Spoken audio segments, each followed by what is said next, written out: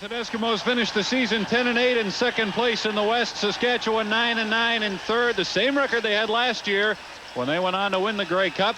And under less than ideal weather conditions, John Gregory's Roughriders will try to duplicate that feat, and they'll start right now. The game is underway. Gizmo Williams has a problem with the kickoff.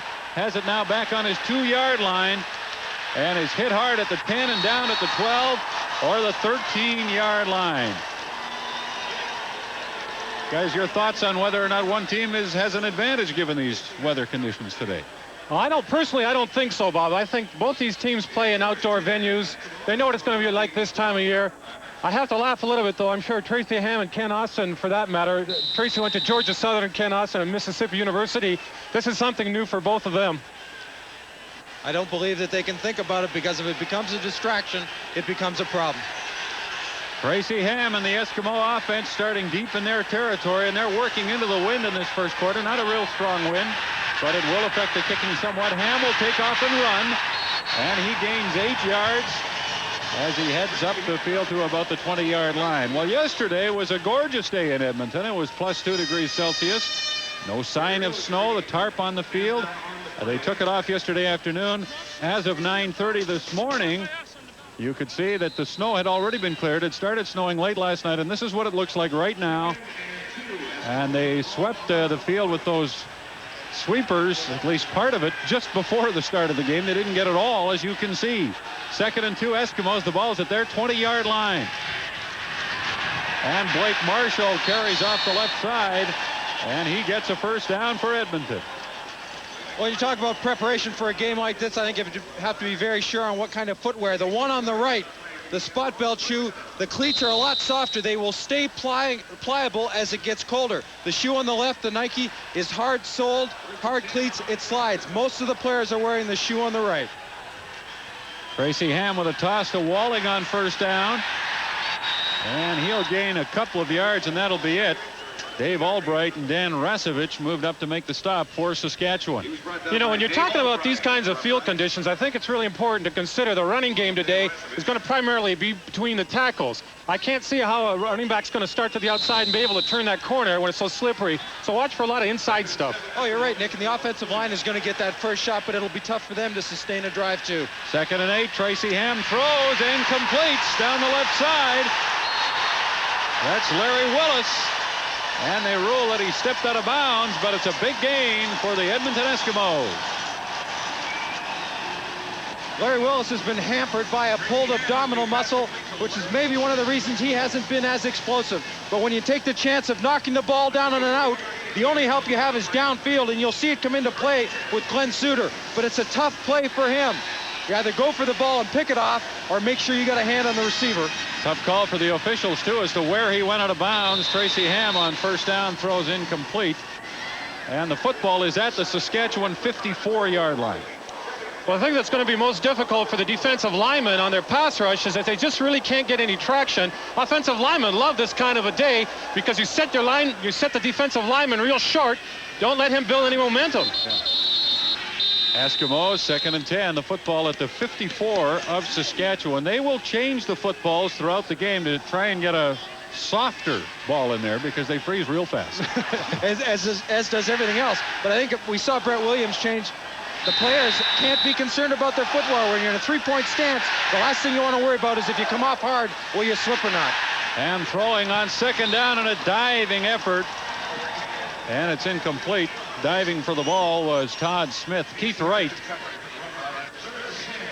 You see the initial pressure coming on Tracy Ham.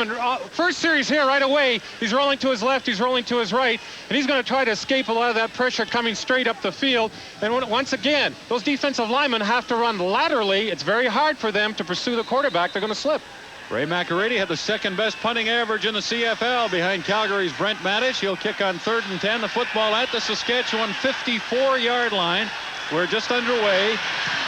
And the Riders are going to get the ball for the first time in the game. The kick bounces to Albert Brown at his 18-yard line, and he can't get any footing, and down he goes. The high point of every Eskimo home game is the refreshing work. Saskatchewan Roughriders have the football for the first time in the game at their 20-yard line. Ken Austin back to pass. A quick one intercepted. Touchdown Edmonton. Jeff Braswell.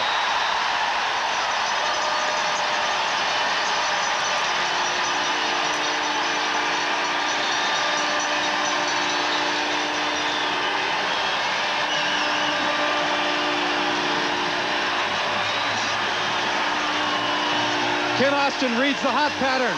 2 steps, he's looking to his left for that slot back to come inside the linebacker, not go to the outside. Braswell steps to the out to possibly get a jam, and he receives an early Christmas gift right there. I mean, I think Ken Austin, you say he reads the hot pattern. I think Jeff Braswell read it equally well. And I want to see what happens with Ken Austin now coming back in the next series and see how he reacts to this early in the game deep in their own end. McArady adds the convert, and the Eskimos have jumped out in front 7-0. And you could see Austin talking to Lucius Floyd after the play, telling him obviously he should have gone inside. Well, in motion, the linebacker will probably spread out a little bit when he sees that running back come. So the running back has to go towards and then work to the inside. That's where the hot pattern is. If he goes around and anticipates anything else, he makes the wrong read and he puts Austin in hot water. And Austin was in hot water. Jeff Braswell saw to that. Interception of 22 yards, return for the touchdown. The 3rd interception this year for Braswell and the Eskimos. Boy, and I'll tell you, getting a lead in weather conditions like this has to be very important. When I heard and listened to players talking the other day from both sides, a word that came up in all conversations, be it special teams, offense, defense, is they all seem to say, we have to make it happen early. Early was a key word in preparation and what they wanted to accomplish. Well, these are 2 teams not exactly overrun with confidence right now. They both lost their last game of the regular season. Saskatchewan with the kickoff return. And a good hard hit by McLean as Paul Bushy brought the football back. And Saskatchewan will have it again. Here's the Edmonton defense. Michel Bourgeau activated to play on defensive end. Leroy Blue replacing Stu Hill on the other side. Walker and Williams a force inside. Bass, Braswell, and Ruck, they've been there at the linebacker spots all year. And 5 Americans in the secondary with Shelton at safety. But that's the best secondary the Eskimos have.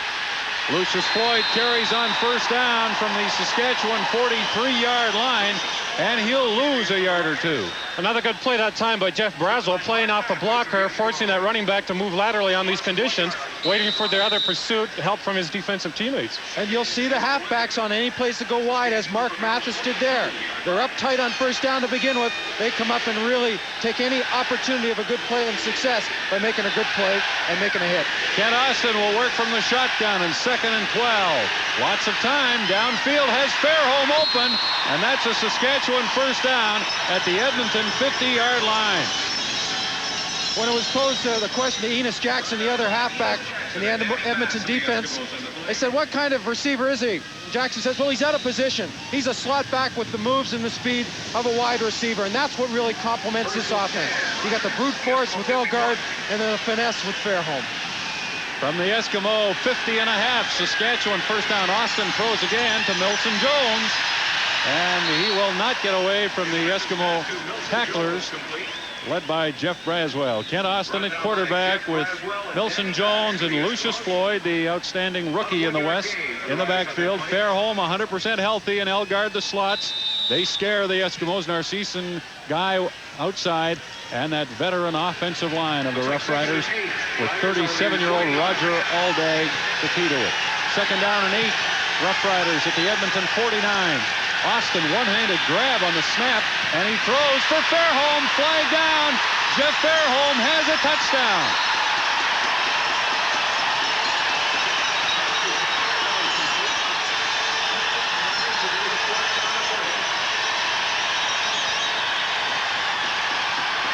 Well, I guess if anybody thought that Ken Austin was going to be intimidated.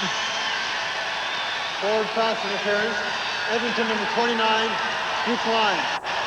Touchdown. I think if you thought he was going to be intimidated by what happened in that first series, forget it.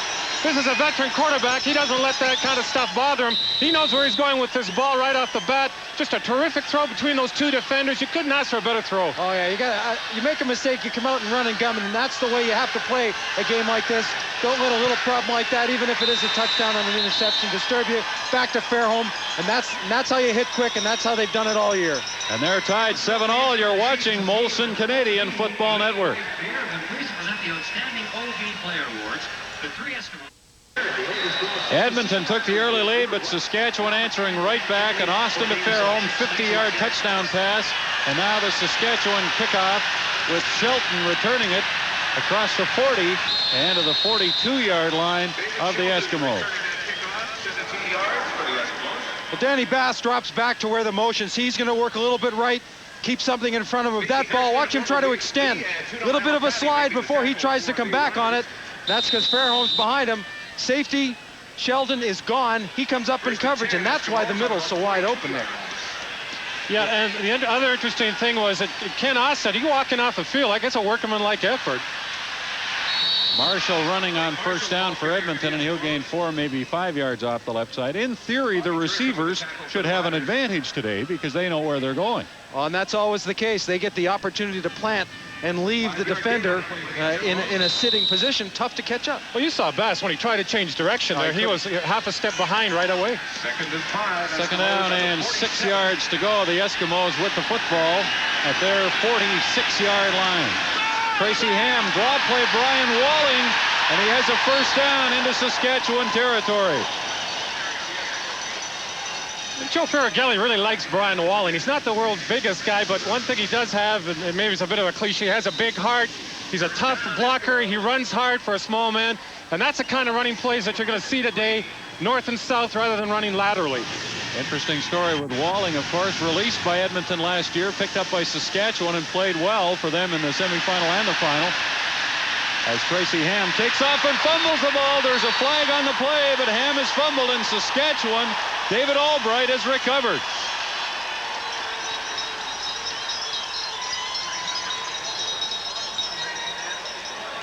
Offside, 80, decline, first down. Larry Willis was offside, but Saskatchewan will decline that. Well, the hits from behind, I think you have to be very careful. And when you talk about Tracy Ham, most defensive coaches say we want to funnel him up. Let's make him run to us where our strength is. And there's a heck of a hit put on him there. The ball by Rasevich, the ball comes out, and Albright going and flowing to the play, jumps on the loose one. The other thing is, too, make him run up the field where all those guys are going to get a shot on him. And that's the kind of stuff that happens when you get a hit. So the Riders in a 7-7 game take over. Here's a draw play, and Lucius Floyd can't find any place to go. You know, we talked with Joe Ferragelli the other day. We said, what do you expect from Saskatchewan? He says, you know what? They've run their draw 27 times in the last 3 games, maybe more than some teams run in a season. So in some defenses, Michel Bourgeau's playing in there. He's a solid defensive lineman. He makes those reads, and Larry Ruck occasionally will sneak up over the offensive tackle to open up the draw for the defense. Ferragelli says he's worried about Saskatchewan's slot backs, not their running game. Well, Fairholm has already burned them for a touchdown. Austin running, throws, and completes up to center field, and that'll be very close to a Saskatchewan first down. Ray Elgard on the receiving end. Well, Ray Elgard does always present a lot of problems. One thing, because he normally outweighs most defensive backs, 20, 30, perhaps even 40 pounds. And the other part of that is he gets a running start at the line of scrimmage. Now, you imagine a guy that big coming down straight at you. Now, you're not sure he's going to run a pattern or is he going to try and block me. He intimidates guys. Had a great year, 94 catches, 1,494 yards. Ray Elgard, the ball's at center field. First down handoff, Milson Jones. There are flags down as Jones runs for 17 yards. Coming into this game, many people talked about the power the Eskimos have in the backfield, and they do have that. But don't forget about Milson Jones. Over 700 yards running the football this year, 11 touchdowns on his own, and in his own right, he's very much a power runner. Legal procedure, Saskatchewan 57, first down repeated. Right guard Bob Poley is called for procedure, wiping out a 17-yard run. Well, he's really the guy. I think he's the guy on the hot seat today because it's very difficult. Full game against Mike Walker and Brett Williams without getting in trouble some places. And he tried to get a jump on that down block and got picked up, got called by the ref. Riders back to their 50, first and 15. Austin, lots of time, and he'll go long. No good. Down the field deep in Edmonton territory. Don Narcisse, the intended receiver. Kent Austin with injury problems late in the season. He missed 2 games, as a matter of fact, late, and his numbers, which through 12 games looked like they would be record-breaking, really dropped off. I think Austin is really a pretty good reflection of how the Saskatchewan Roughriders have had to fight back from injury. John Gregory said to us yesterday that really this may be the first time since training camp that the Riders are 100% healthy. No problems, no real major aches and pains. I think and Austin's been playing with a lot of injuries all year. I think a big part of his problem is just scraping off some of that rust from inactivity. Yeah, the timeout and the injury problems were a big factor in Austin not doing as well late as he did early. He's looking now at 2nd and 15. Again, has lots of time and again throws long, intending this one for Fairholm, but he wasn't able to get anywhere near it. Joe Faraghelli yesterday mentioned to us that he felt he had to go downtown a couple times on the Saskatchewan defense. Well, right now we're talking about going downtown. Ken Austin has not pulled a punch 2 or 3 times. He's not afraid to put it deep. Well, once again, it's very difficult to get a concerted pass rush up the field. You're just buying more time. As long as you can keep those guys out of there, spread that defense out, run longer patterns, you might get a quick 6. Mike Lozecki had the lowest punting average in the league this year on 3rd and 15. The ball at the Saskatchewan 50. He will punt. Not a bad kick. Henry Williams has it for the Eskimos, slipping and sliding, and he can't get away. Down he goes. 6:09 left in the first quarter. 7-7 Edmonton and Saskatchewan. Just over 6 minutes left, opening quarter of the West semifinal. 7-7 Saskatchewan and Edmonton. Eskimos with the ball at their 25-yard line. 1st and 10 after a 38-yard Lozecki punt. Tracy Ham hit screen to Keith Wright, but the ball didn't get there. It bounced before Wright got his hands on it. Tracy Ham hurt last week in Calgary, but looking like he's 100% today with Marshall and Souls in the backfield. We'll also see Walling and Johnstone, Ellison Smith the slots, Larry Willis acquired from BC, and Wright at wide receiver, and McConnell replacing injured Randy Ambrosie at the right guard spot for the Eskimos. They're 2nd and 10 at their 25-yard line. Ham sprints right, throws again looking for Keith Wright, but nowhere near the intended receiver, and Ham is throwing into a wind, and the wind took that ball on that throw. The other part, I guess you get him rolling out to the right and rolling to the left. It helps those outs when he tries to throw them. He can really cut down the distance that he has to throw that ball to the sideline. So with 5:40 left in the first quarter, Ray McCready will kick again into this slight wind. It's -9, and we're all thankful that the wind isn't strong, because it would then be totally miserable. McCready has a problem, and it's blocked by Saskatchewan. He gets the ball across the line of scrimmage. The Roughriders have a hard time finding a handle, and there is a flag on the play. Well, the cold weather brings an awful lot of different things, but sometimes when you're sitting back and as a punter and the ball comes low, his hands have got to be a little bit cold, and Hoffman comes in from the right side. Goes for where the ball's going to be, makes a pretty good effort. Well, I know the guy who felt the kickers would have the hardest time dealing with this weather today, Wally Buono, the coach of the first-place Calgary Stampeders. What are your thoughts on the game so far, Wally? Well, so far it's pretty much like we thought it was going to be a close encounter, and right now Saskatchewan has just gotten a big break, and Edmonton made a big play early in the game, so it's a pretty tough game. What did you anticipate? You come up here to watch the Eskimos. I know you're going to watch both football teams, because who knows who's going to win. But what did you think and how you thought Edmonton would come out ready for this game? What would they try to do to Saskatchewan offensively? Well, I think offensively they want to make sure they get some pressure on Austin, and right now that's something they haven't really done.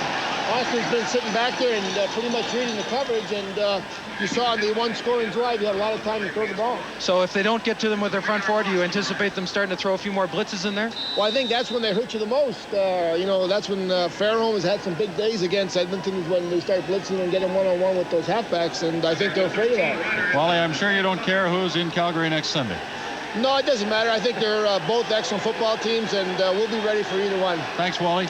Wally Buono, the head coach of the Calgary Stampeders, who will play the winner of this game in the West Final. Austin looking into the end zone for Don Narcisse. There's a flag on the play, and it looks like interference will go against the Eskimos. When you put the ball up, a number of good things can happen, and one of them can be an interference call if you're the offensive team. Well, capitalizing on mistakes and errors and things of that nature.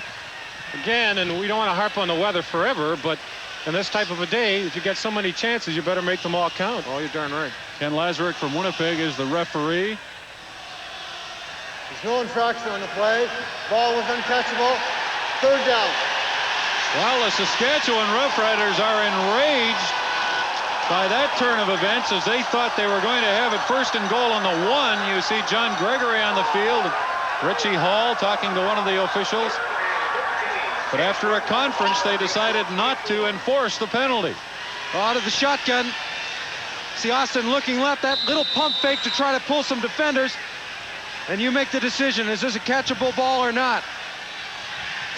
It isn't when they're both on the ground.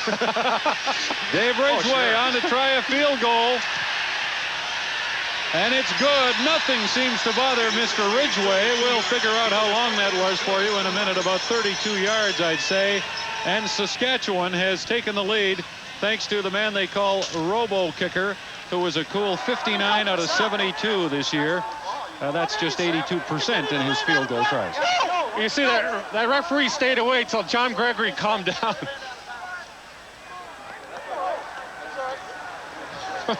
You want to talk about a look saying it all right there. That was great.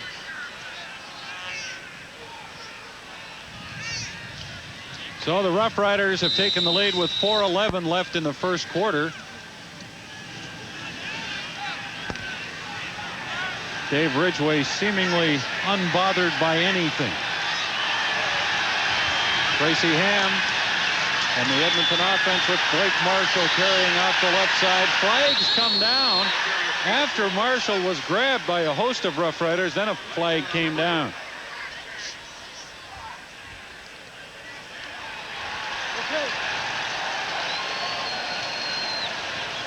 Here's the Saskatchewan Roughrider defense, the front four, Jurison, Lewis, Klingbeil, and Goldsmith, and they've been there all season long. Albright's been in and out of the lineup. They're happy to have him today. Eddie Lowe and Dan Rasevich, who's had a terrific year at the outside spots, and the secondary. And again, that's a group that has been there for the entire season. Albert Brown missed one game. You're right, they are glad to have Albright back in. He broke his arm last year and had a plate put in. The plate has been removed, but that arm has given him problems in the last couple weeks. He sat out last week. He says he's ready to go before the game. He said he's from California, but this cold weather doesn't bother him. Also missed a number of early games with a toe problem. Tracy Ham throws deep on first down, and it's no good. Just about a long connection for Tracy Ham. But Tracy Ham, took an awful long time to throw that ball. But as we said, they were going to go deep at least 8 times this game, test the secondary of the Roughriders, and they feel that's where they can get some success. And Lewis giving Tracy Ham a little earhole job there at the end, letting them know I'm around. Ham had something to say to Keith Wright, too, as he came back to the huddle. 2nd and 10 Eskimos. The ball is at their 51-yard line.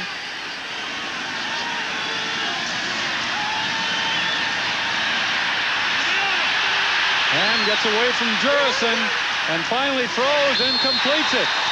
For a first down, Craig Ellis made the catch. Well, I think we mentioned at the start of the program here that it's critical for these guys to stay squared up to on their pass rush lanes. Now, you're not worried so much about getting to the quarterback. Just keep them in the pocket where he throws. If they're on the ground, they can't make the play on the quarterback. When Tracy Ham scrambles, Craig Ellis against a man cover will force his man and then come to the ball to where the ball's thrown. And you see that's what he does there. He pushes his man away from where the Tracy Ham runs to and then releases and gives Ham a good target. And against the zone, Craig Ellis finds the open spot by going again to the quarterback and finding a soft area. They also tacked on a roughing the passer penalty, so the Eskimos are down to the Saskatchewan 30-yard line. Ham looks into the end zone and almost picked off by Stacey Hairston. Larry Willis, the intended receiver. Tracy Ham with the pass attempt to Larry Willis. Ham trying to find that seam with Willis down the field. Hairston, number 2, had outside position. Suter from the safety spot was deep and came over. They defended it perfectly. Yeah, they certainly did. And I guess a bit of a dilemma is you can't double Ellis all the time because of Willis, so you mix it up and you try to create a little confusion for Ham. Tracy Ham's 2 out of 8 for 43 yards on not exactly a good day for passing. He's 2nd and 10 now at the Saskatchewan 30-yard line. And again, he sprints to try and get away from the rush, throws downfield, there's a flag. Ellis, the intended receiver, got tangled up with Larry Hogue.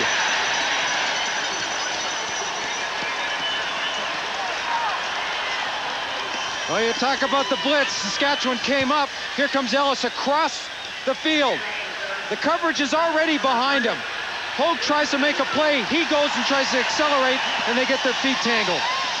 Hogue didn't get any help that time from Glenn Suter, who came up on the line, tried to blitz the quarterback and try to contain Tracy Ham. He got knocked down. Tracy Ham escaped to the outside. Eskimos on the Saskatchewan 10-yard line with the interference penalty. Ham pumps a couple of times. Now he just dumps it off. Souls touchdown.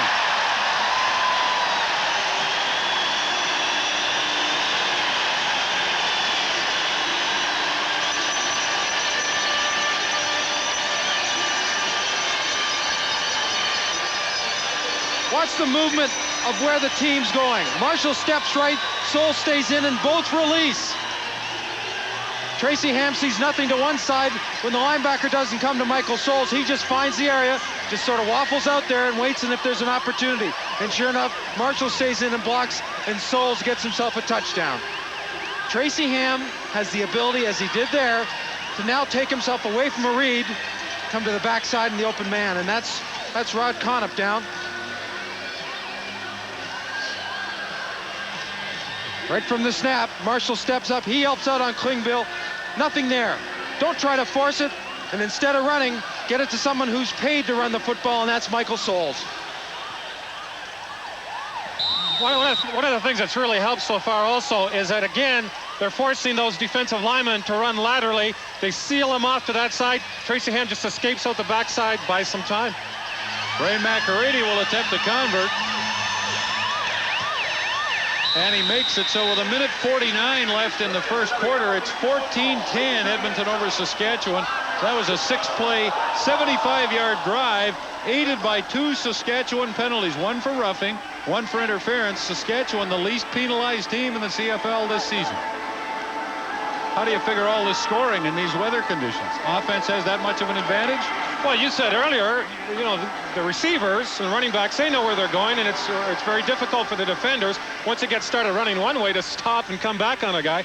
So you've got to factor that into what's happening. And both coaches said to us yesterday, and of course it was a lot nicer yesterday, there wasn't any snow on the ground, but it was still kind of chilly, and both thought that combined scores would be somewhere between 50 and 60 points. So I think both coaches understand that the weapons on the side of the offensive teams, and that they can both light it up, and regardless of whether there's a little snow on the ground, I don't think it much matters. Well, at this rate, there'll be over 100 points scored. That's hard to imagine, but who knows? Here's Albert Brown having a hard time with the kickoff. Now he has it. A flag comes down, and so does Brown at the Saskatchewan 32-yard line. Albert Brown returning that kickoff for the Riders. 12-yard return on the 55-yard kickoff, and the holding penalty is against Saskatchewan. Well, in Toronto today, the Argos, despite losing a couple of quarterbacks, beat Ottawa 34-25 in the East semifinal, and that means the Argos go to Winnipeg for the East final next Sunday, and we hope you can join us. That should be some football game. We'll have it on CFN at 2 Eastern time. And you know, John Gregory is wondering why all the calls are going against his team. So the Riders lose 10 yards, and they're back at their 21-yard line, 1st and 10. Another flag is down as the handoff goes to Milson Jones, and then another flag, I think, for a late hit against Jones. I think the second flag is without question a late hit, or hitting with using the head and spearing. The first one might be an offside. Well, it's a big advantage to the quarterback to use voice inflection to draw the guy off, because it's really hard for him to jump back and clear that restraining zone. Oh, you got to have skates on if you're going to jump back. So it looks like both penalties going against the Edmonton Eskimos. I think as the game progresses, we're going to see Saskatchewan, as we have now, get Lucius Floyd out of the backfield and really turn him into a 4th or 5th receiver. Offside, Edmonton number 89. Major foul, spearing, number 44 Edmonton. First down, Saskatchewan. Leroy Blue and Jeff Braswell get the penalties.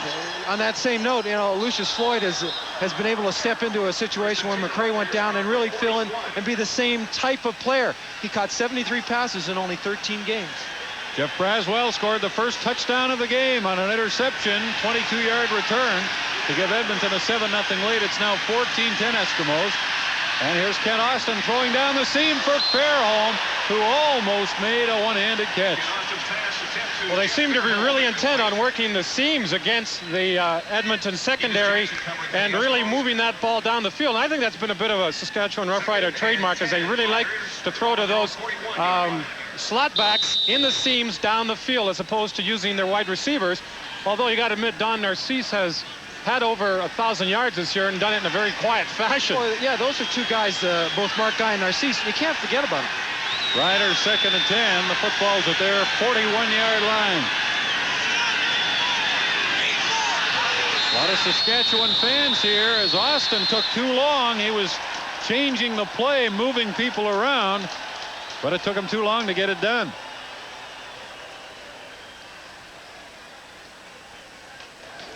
Time count foul, number 5 Saskatchewan. Still second down. These clubs met 3 times during the regular season. John Gregory's team won the last 2 games. Edmonton won the first one here at Commonwealth Stadium, a game in which they sacked the Saskatchewan quarterbacks 10 times. 2nd and 15 now as Austin sprints out and throws, and a diving catch is made. No, they say he didn't catch the football. Narcisse, the intended receiver, but they rule he didn't catch it. Well, that's a heck of an effort by Narcisse. They get the corner, they being the Riders. There goes Floyd. He steps to the right. Watch him get the end man. Right there on Braswell. Keeps the hands down. Narcisse has to stretch up for it, and you see the ball pop through the arms once he hits the ground. That ground is, not only is it hard, but it's also a little very hilly because of little mounds of snow all around it. 3rd down and 15 from the Saskatchewan 36. Lezecki to punt. And Henry Williams chases it back to the 25 of the Eskimos. The Gizmo trying to find a crack, and there it is. Henry Williams forced out of bounds by Lezecki.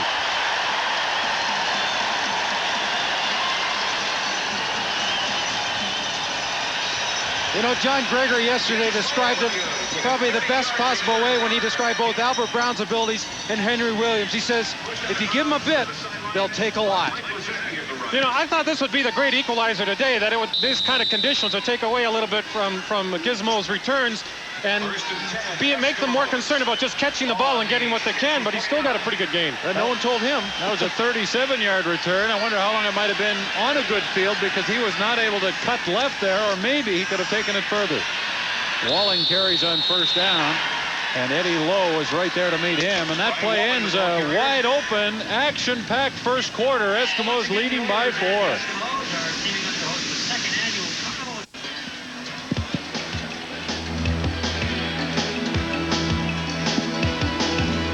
Bob Irving with Neil Lumsden and Nick Vastaya at Commonwealth Stadium in Edmonton. The second quarter begins with the Eskimos leading Saskatchewan by 4 in the West semifinal. Edmonton 2nd down and 10. A flag is thrown as Tracy Ham scrambles away from the rush and gets close to a 1st down for the Eskimos. He'll be a couple of yards short. Ham set a record for quarterbacks rushing this year, over 1,000 yards. You know, for the 2 teams least penalized and the second least penalized, I'm just amazed at the number of flags we're seeing here, and I wonder how much the weather's got to do with it.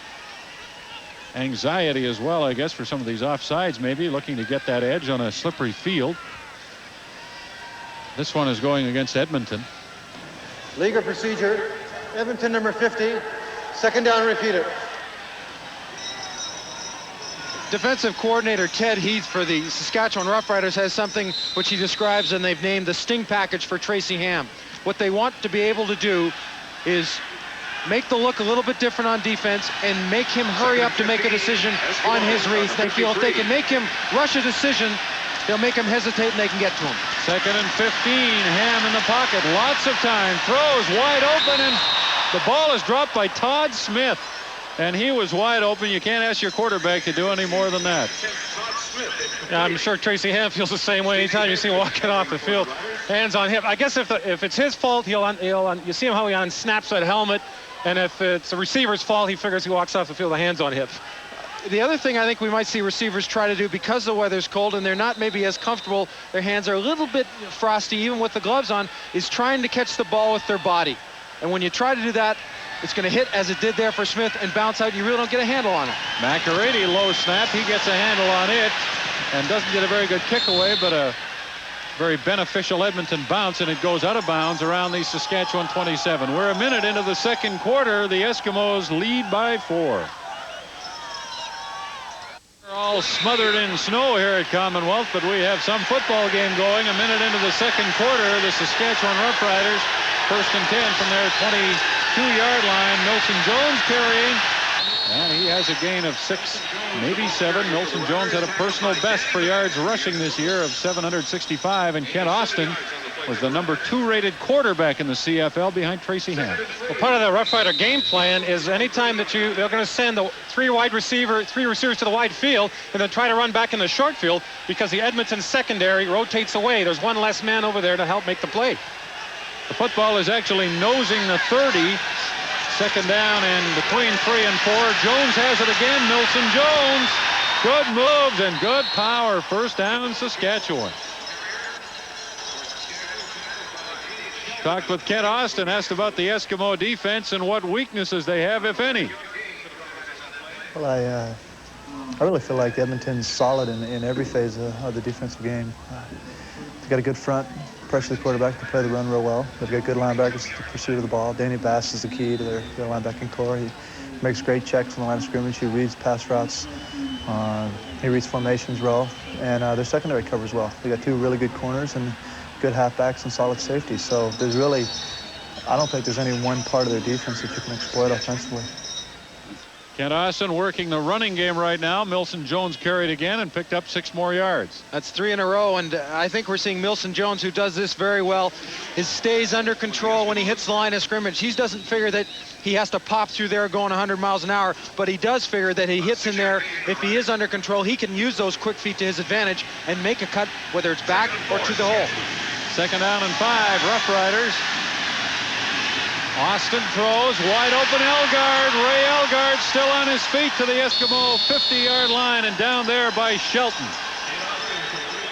Well, I've been watching Ray Elgard, and he's doing a lot of running right at the defensive back. He bumps into him, tries to knock him back and create some separation between he and the defender, and then he either just slides off either to the outside or the inside, depending where the defender is, picking up big yards. And you know, he does this as well as anybody else. He's got a great little explosion of pump with his arms when he goes to break off in a cut, which does give defenders a hard time.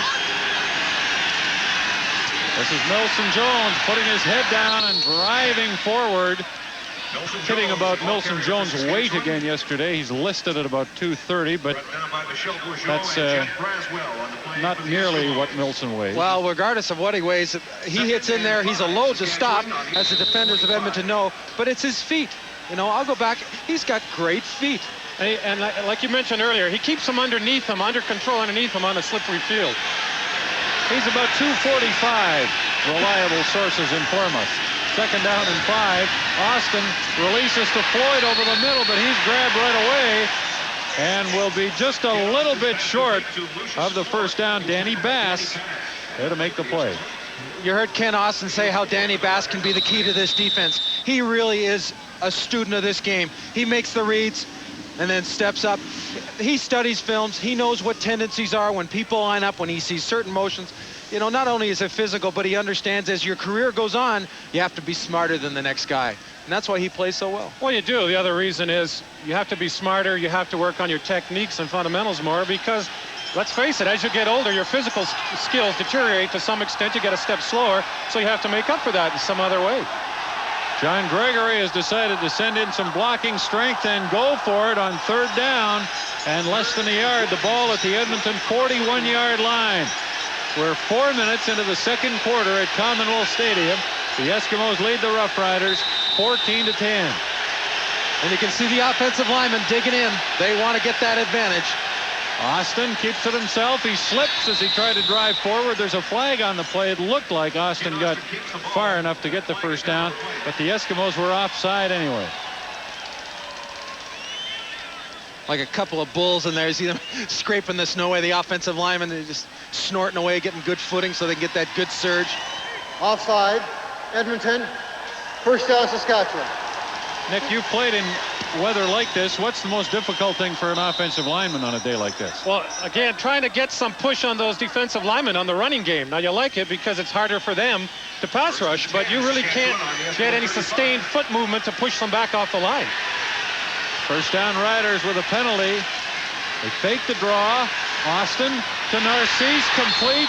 He's cut down, but he's deep into Edmonton territory at the 18-yard line. Boy, and he missed a heck of a collision with Braswell. Well, he did. He picked his way through there very well, and they ran a crossing pattern on that side with Ray Elgard, and Narcisse starts the outside, comes across the middle. He said picked his way through there and made the catch. Narcisse caught 86 passes this year, and he's put Saskatchewan at the Edmonton 18-yard line. Austin complete to Narcisse, and down he goes at the 10. But you can add 8 more yards to his reception total, and Saskatchewan that much closer to taking the lead in this game. Rarely will a Danny Bass in the middle come up with a wide receiver unless they run a quick slant. As soon as that ball snapped, he's running on a 45-degree angle to that side, anticipating a break to the post or maybe a back coming that way. Second down and a long yard to go. The Roughriders at the Eskimo 10-yard line. Austin hands off to Milson Jones, who has the first down and has a touchdown. But there is a flag. And it's against Edmonton. The touchdown stands.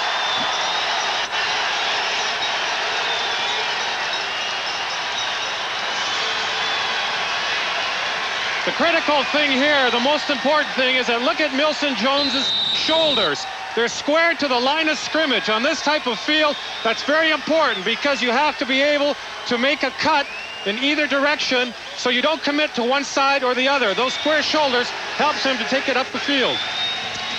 The convert is added by Dave Ridgway, and Saskatchewan has taken the lead 17-14. Molson and CFN proud to bring you the best of Canadian football.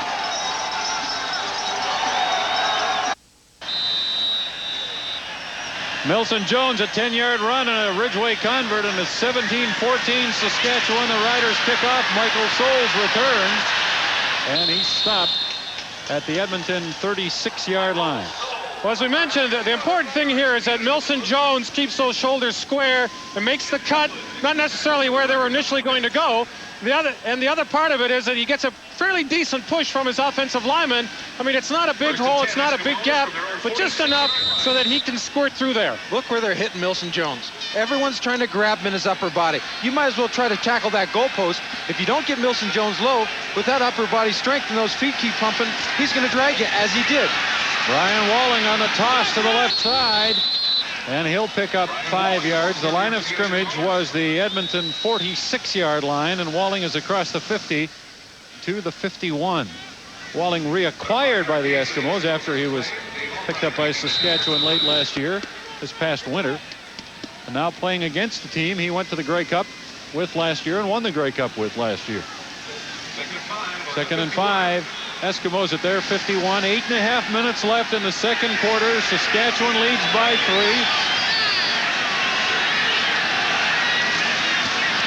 And to Souls, and he bounces off a tackler. Drives ahead. The ball comes loose. And still no signal from the officials. Well, Rasevich is making a pretty strong statement. They say possession is 9/10 of the law. That's right. Try to get it back from him. Go ahead. It is Saskatchewan ball. Souls with a pitch to the short side of the field. He cuts back, makes the right cut, but just right there. You know, and the ground can't make you fumble. He's reaching out for it. Once he hits the ground, that play's dead. And therein was the delay in the call. But in the final analysis, they've given the ball to Saskatchewan. Dan Rasevich made the recovery, and the Roughriders have it at their 52-yard line, 1st and 10.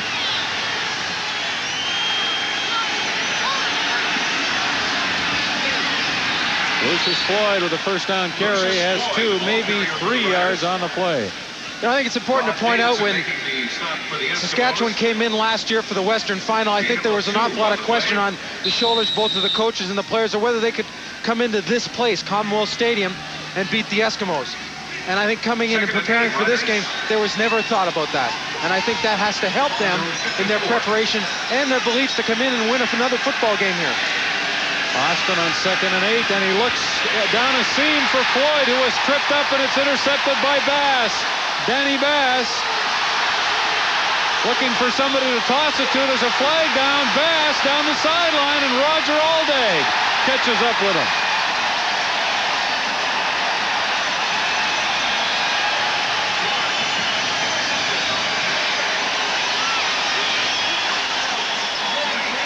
I think that pass was intended for Lucius Floyd, who came out of the backfield. He got knocked down. Austin threw the ball.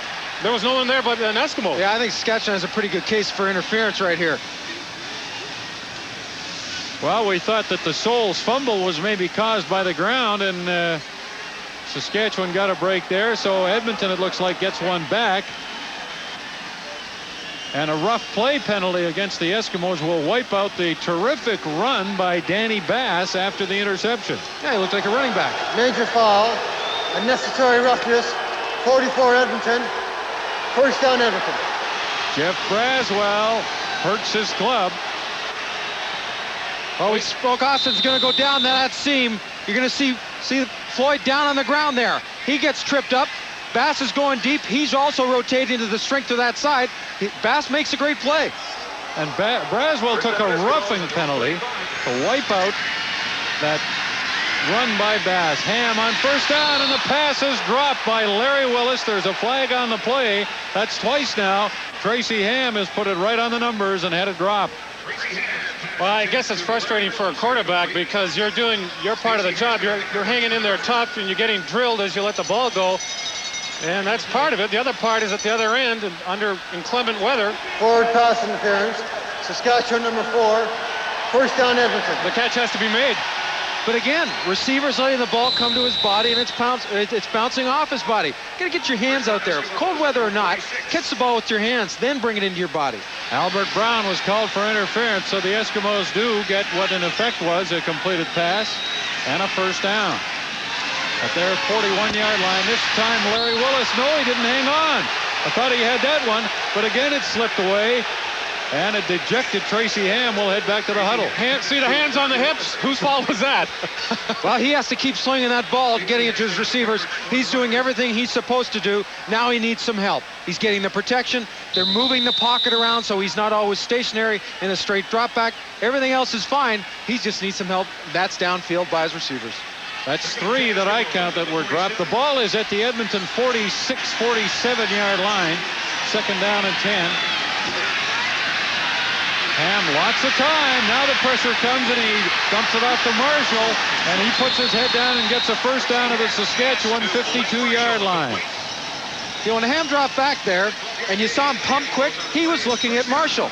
I think he wanted to throw it to him there, but he was still waiting for something downfield to open up. Watch the backs. Marshall releases up the seam where the linebacker drops away.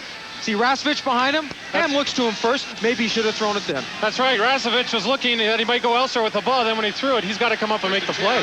6 minutes left, 1st half, 17-14 Saskatchewan. Tracy Ham has a man open again downfield, Sincar, and he makes the catch at the Saskatchewan 30.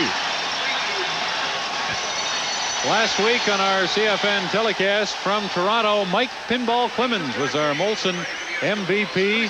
He had an outstanding game as the Argos beat Ottawa. And, of course, the Argos beat Ottawa again today in the East semifinal, and Clemens played a big part in it. Eskimos, 1st and 10 at the Saskatchewan 30. Ham goes deep, and it's intercepted. Stacey Hairston.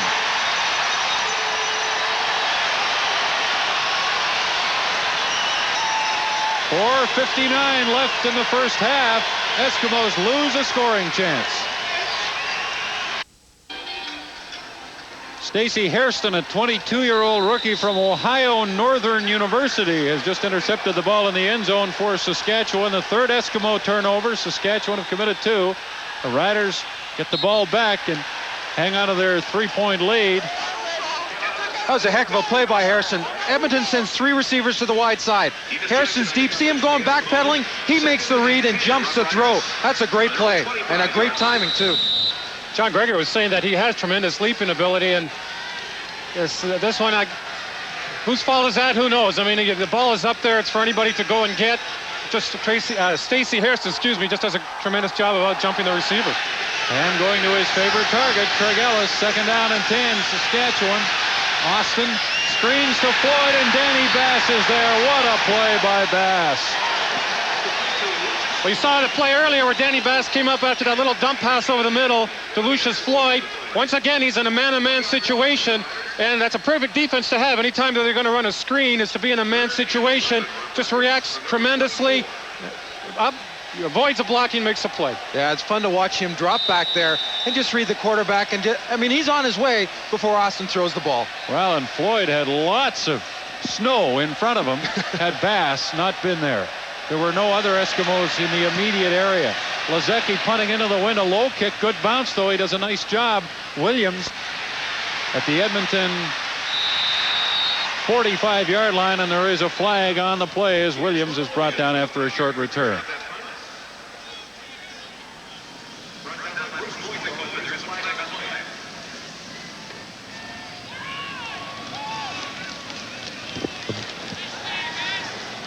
Well, at halftime today, we hope you'll be with us. We will show you the highlights of the Eastern semifinal from the Sky Dome in Toronto.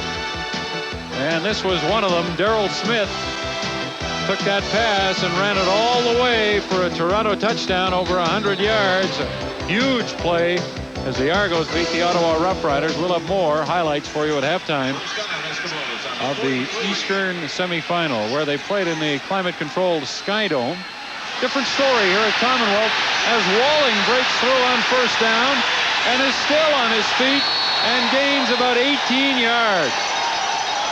Bob, Nick mentioned earlier that in this bad weather, it's tough to get a good drive block. It seems to me the ideal play for an offensive lineman is the draw, because now he can sit back, let the defensive lineman come to him, then spin him one way or the other, position himself between the ball carrier and the man. Look at this. McConnell comes around.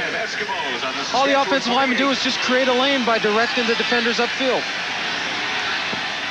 1st down Eskimos. They're in Saskatchewan territory, and here's a dump pass to Brian Walling, and he'll add another 9, close to 10. Eddie Lowe made the stop, and that advances the football inside the Saskatchewan 40 to the 38-yard line. 3:05 left in the first half at Commonwealth, and what a first half it's been. This is the 17th time that Edmonton and Saskatchewan have met in the CFL playoffs. The Eskimos have a 9-7 edge, and they also have the football with 3 minutes left in the first half. A yard to go for a 1st down, and Tracy Ham, carrying off the right side, gets it to the Saskatchewan 37-yard line. Well, again, with a sloppy footing, it's probably your best play, only because if you turn to hand it off to one of those running backs and he doesn't get proper footing and slips, you might be in trouble because you can't get him the ball. Eskimos were 9-3 at one stage this season and wound up 10-8. Injuries hurt them. They're playing today without Reggie Taylor and Stu Hill, 2 of their real impact players. 1st and 10 now from the Saskatchewan 37-yard line.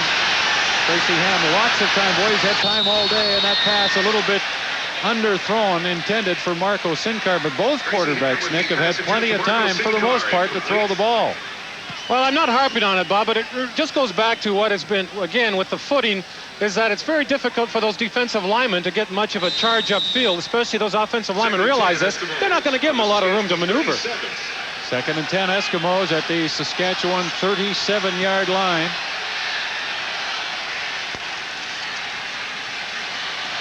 Ham finds Marshall wide open. He's tripped up inside the 25. He'll be 2 yards away, it looks like, from a 1st down.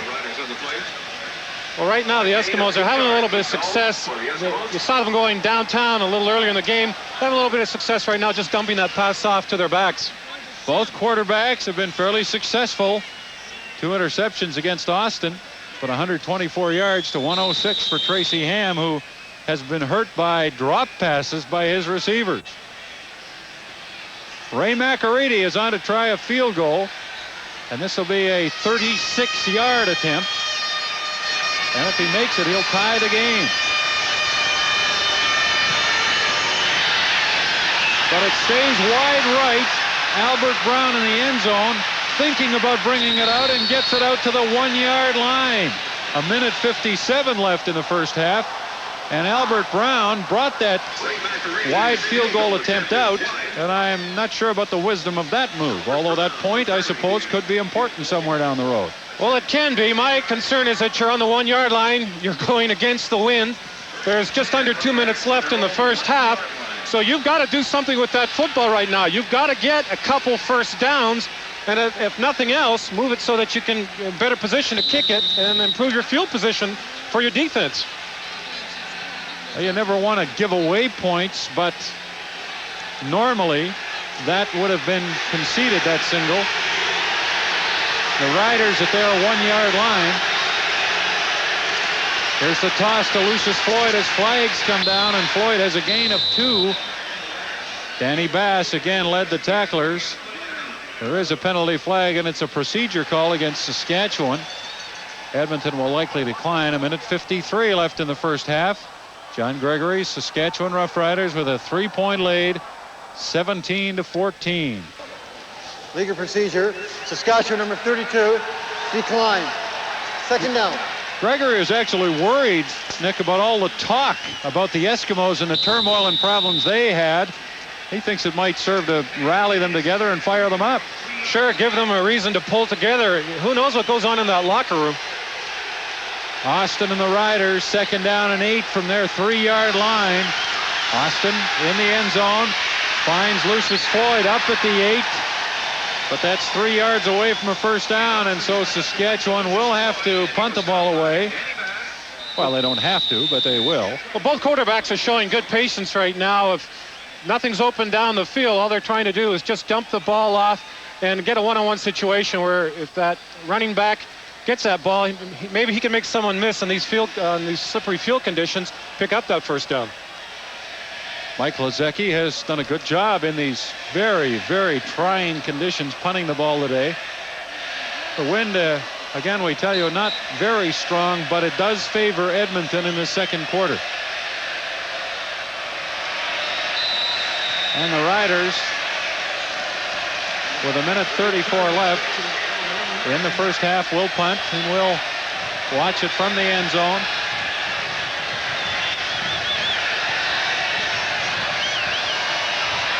There are flags down. There was some movement. Lozecki kicks the ball, and it goes out of bounds, or does it? No, it stays in and is finally touched as it reached the sideline, but there are flags on the play, and it looked like Edmonton was offside, and they're pleading for a procedure call against Saskatchewan. And that's what it is. So the Eskimos will decline and take the punt. Well, I think Lozecki's done an excellent job punting today considering the conditions, and he's actually far superior in his average end during the season. I think it was 37.6 during the season. Decline. First down, Edmonton. So the Eskimos have a terrific field position. The ball is at the Saskatchewan 35-yard line. 1:25 left in the half. 17 penalties in the game so far. And these two teams were not among the most penalized. They were among the least penalized during the regular season. But then playoffs, as they say, are a whole new ballgame. Tracy Ham, Ellis wide open, touchdown!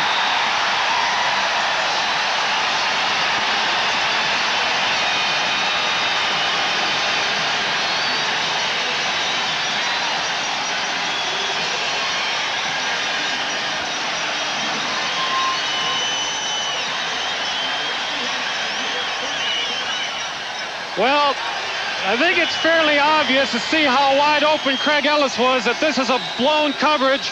And if you saw the reaction of Richie Hall after the play, you'll know that as a fact. What had happened is it seems that Albert Brown had the deep section of that field. Richie Hall was going to play up in normally the area that Albert Brown covers. So they were switching assignments. One of them forgot to switch.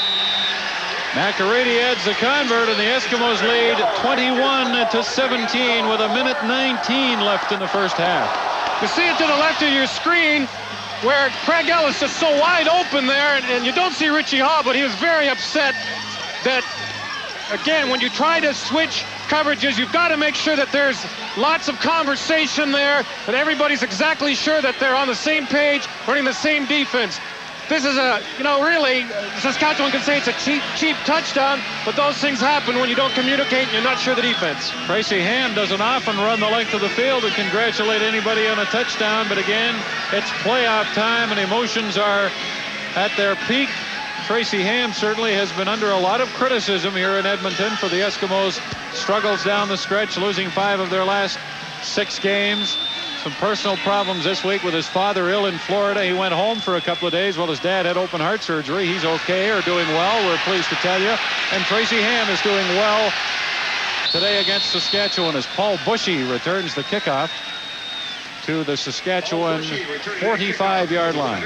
Well, I guess if a player is frustrated, one of the best ways is to go on the field and do what you're paid to do and do it well. And what that does, it really releases a lot of frustration and helps you to relax and play better football. Nobody has ever questioned Ham's talent. There are those who wondered about the way he was playing. Ken Austin and the Roughriders now still have lots of time. A minute 14 to try and regain the lead. Here's a draw play, Milson Jones. And he gets 5 on the play. Larry Ruff makes the stop on Milson Jones, who's had so many good playoff games in his career. Those are the ones that really stand out. Well, they do, and he's what you call one of those money players. When the chips are on the line, he responds. Second down and 5. Austin from the shotgun. Plenty of time. And he finds Mark Guy coming back across the middle, and Guy is a first down. Moving the football, I think, to the Saskatchewan 52-yard line. Actually, that's into Edmonton territory, Nick. I'm sorry, at the 53. Sorry, Bob. I think that's a smart play on Mark Guy's part. You saw him try to run laterally and pick up a blocker and turn it to the outside. Best to do what he did. Just turn it upfield when you get a chance. Austin to throw, and the pass is low. Intended for Lucius Floyd, who had moved into a pass receiving position, as he so often does. 54 seconds left in the first half. Well, one of the reasons that pass wasn't quite there was that Ken Austin had a little more pressure than he wanted that time. Ken Moore was slipping, and he got pushed back by Leroy Blue. And again, if a quarterback's throwing off that back foot, he just doesn't get as much on the ball as he'd like. 2nd and 10. Eskimos at the, or Saskatchewan rather, at the Eskimo 53-yard line. Austin to Lucius Floyd, and he's open down the middle, but he can't hang on. They really didn't catch the ball. Well, that's a play that they've come back to on a number of occasions, and you saw that one time where Lucius Floyd fell down and the ball was intercepted. But what they're trying to do is just almost put him out the perimeter, sneak him over the middle, and they know that a linebacker has to pick him up. They figure that's a good matchup for the Roughriders. Kind of difficult for us to tell whether or not he did catch the ball, but the official was right there and waved it off. And Mike Lazecki will punt. 49 seconds left now in the first half. The ball at the Edmonton 53. Gizmo Williams, the only man back. Saskatchewan has been known to run fakes off these plays. Not this time. Lazecki punts and doesn't punt very well. It goes out of bounds at the Eskimo 30-yard line, 29-yard line. So Edmonton still with 42 seconds left if they wish to try and take the ball downfield. Either that or they'll try to grind out the time and take that 4-point lead to the dressing room. You know, I've never punted a ball, but I can imagine that ball gets cold and hard. It must be really difficult to get any distance on it. Well, and while they are changing the footballs throughout the game, they are not keeping them warm anywhere. So they come in hard. First down handoff goes to Brian Walling, and he gets 2 yards on the play. Chuck Klingbeil made the stop. 37 seconds left in the first half. That was a good job that time by Chuck Klingbeil, just plugging up the middle, controlling it, and not really giving that runner anywhere to go.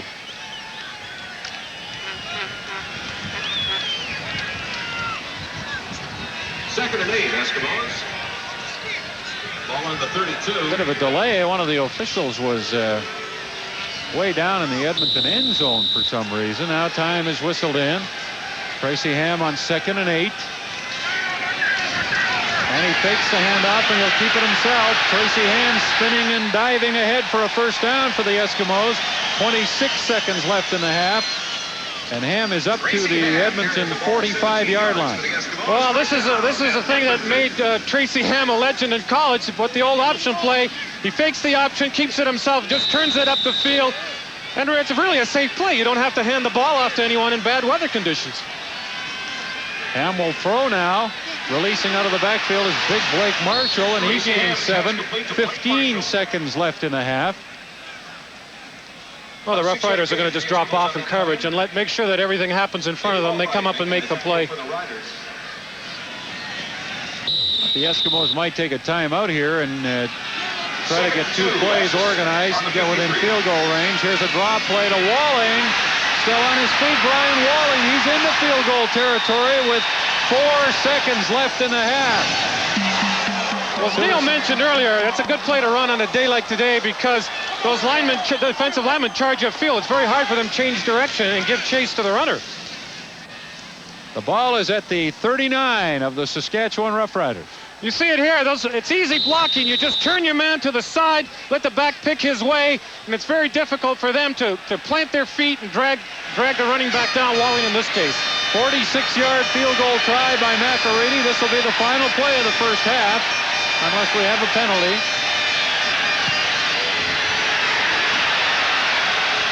And it's short. Albert Brown will run it out.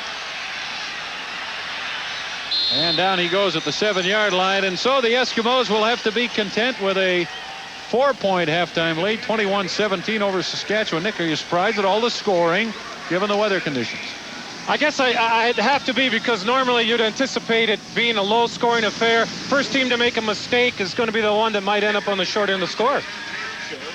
Ray Macarini does not have the leg strength of David Ridgway. That is no secret, and that kick was just a little bit too much for him to handle. Tracy Ham had an excellent first half. Number of passes dropped, but his Edmonton Eskimos have a 4-point lead over Saskatchewan.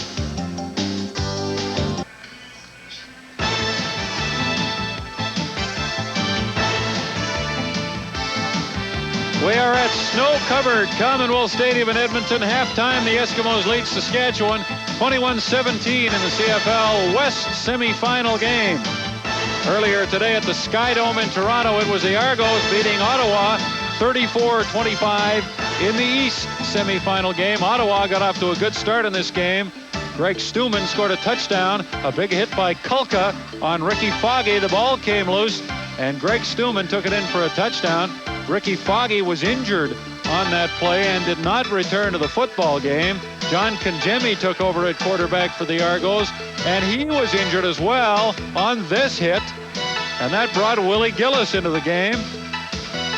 And the Ottawa Roughriders have failed on a 3rd down and goal from the 2, Reggie Barnes carrying, and that was a very, very important play in the game.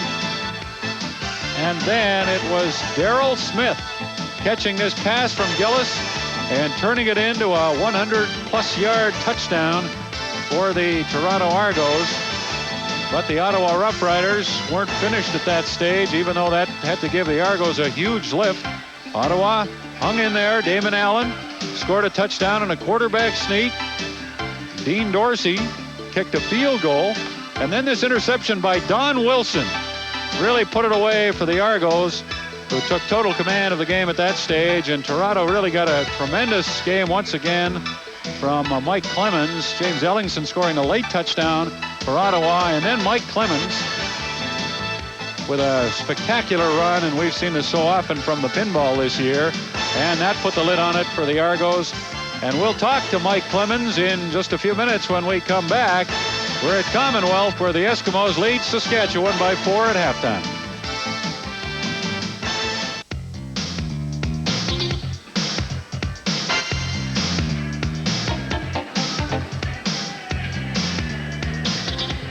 We're at Commonwealth Stadium in Edmonton. The game has gone back and forth in the first half. The Eskimos with a 4-point lead at halftime over the Saskatchewan Roughriders. And while we shiver at Commonwealth, the Toronto Argos are basking in the glow of a semifinal victory over the Ottawa Roughriders this afternoon. And we're happy to have Mike Pinball Clemens of the Argos joining us live to discuss that game.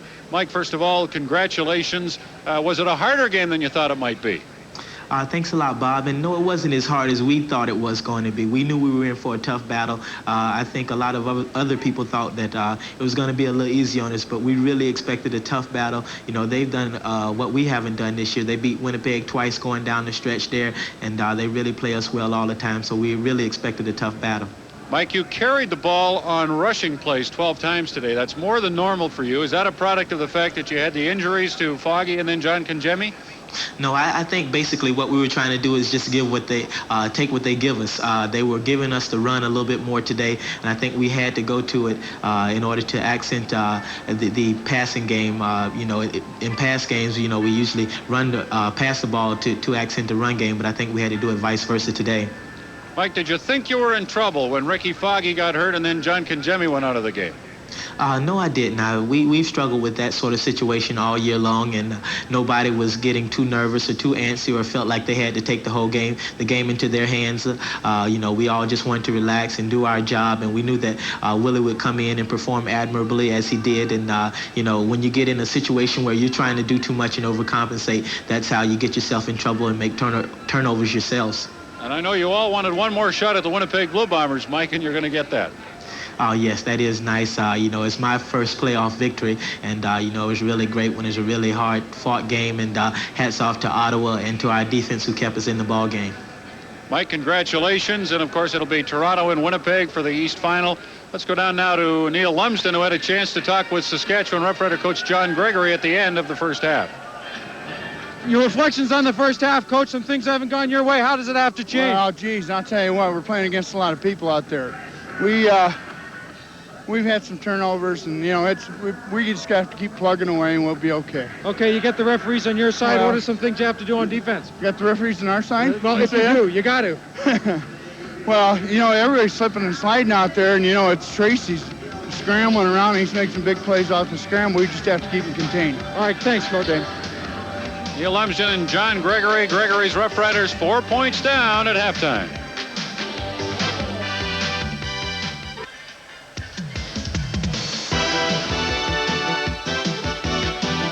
At cold Commonwealth Stadium in Edmonton, the Eskimos lead by 4. Let's check out the first half highlights. Saskatchewan Roughriders have the football for the first time in the game at their 20-yard line. Ken Austin back to pass. A quick one intercepted. Touchdown Edmonton, Jeff Braswell. Austin hands off to Milson Jones, who has the first down and has a touchdown. As they say, are a whole new ballgame. Tracy Ham, Ellis wide open, touchdown. So the weather doesn't detract from the offense very much. Saskatchewan 179 net yards, but Edmonton 252. The Eskimos had a number of passes dropped.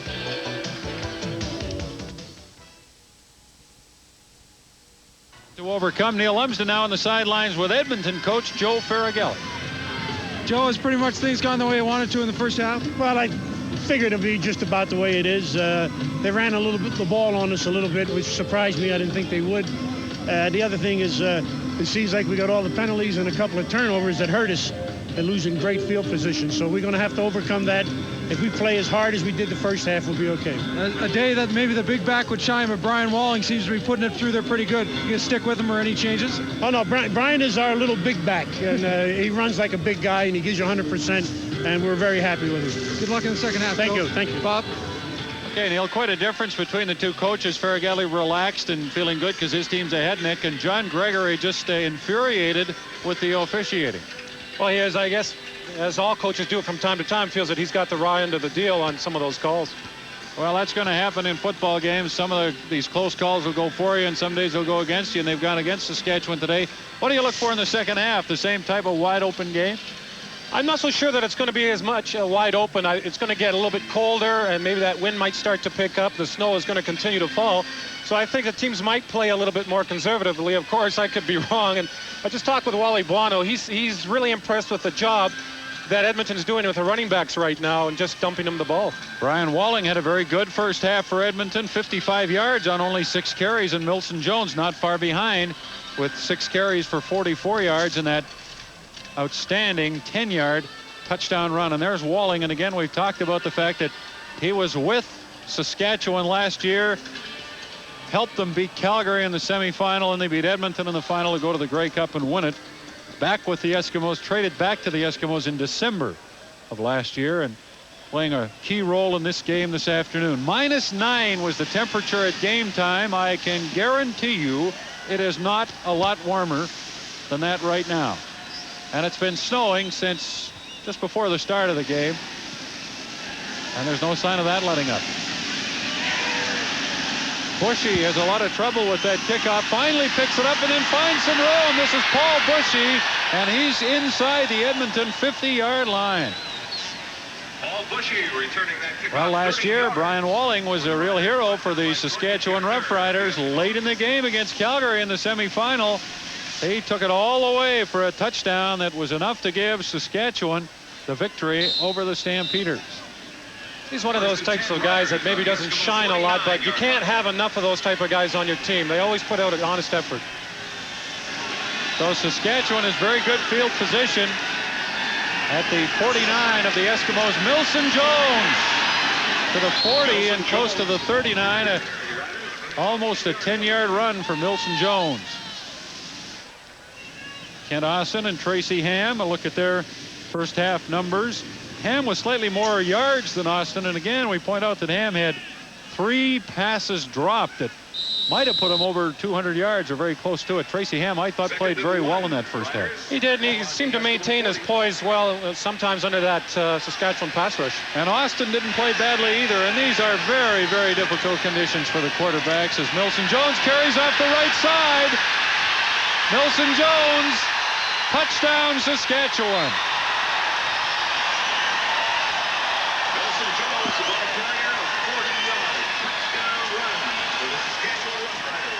You know, the way the Roughriders came out in the second half, John Gregory probably gave them a real good talking to in the locker room. Now, John Gregory is a very fiery coach, very competitive. He probably didn't like what he saw out there, and he said, let's forget about the weather, let's forget about the referees, let's go out and play hard. And you see it right there.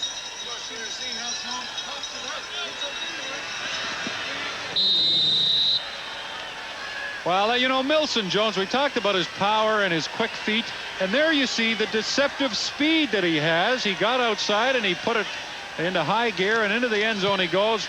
Ridgway with the convert, and Saskatchewan has regained the lead 24-21 over the Edmonton Eskimos. That score coming 1 minute and 4 seconds into the second half. They made it look pretty easy. They started off with real good field position. That certainly helped. You talked earlier about John Gregory being hot at the end of the first half. I'll tell you what, hot doesn't describe it. He must have warmed them fellas up real quick, because I think what he was upset with was the referees. But, you know, you got to play by the referees, and I think he understands that. And the way you do it is the plays like Milson Jones just produced right there. Pretty good numbers. Well, he said he's a money guy, and as you said, great numbers, and he just seems to rise to these occasions.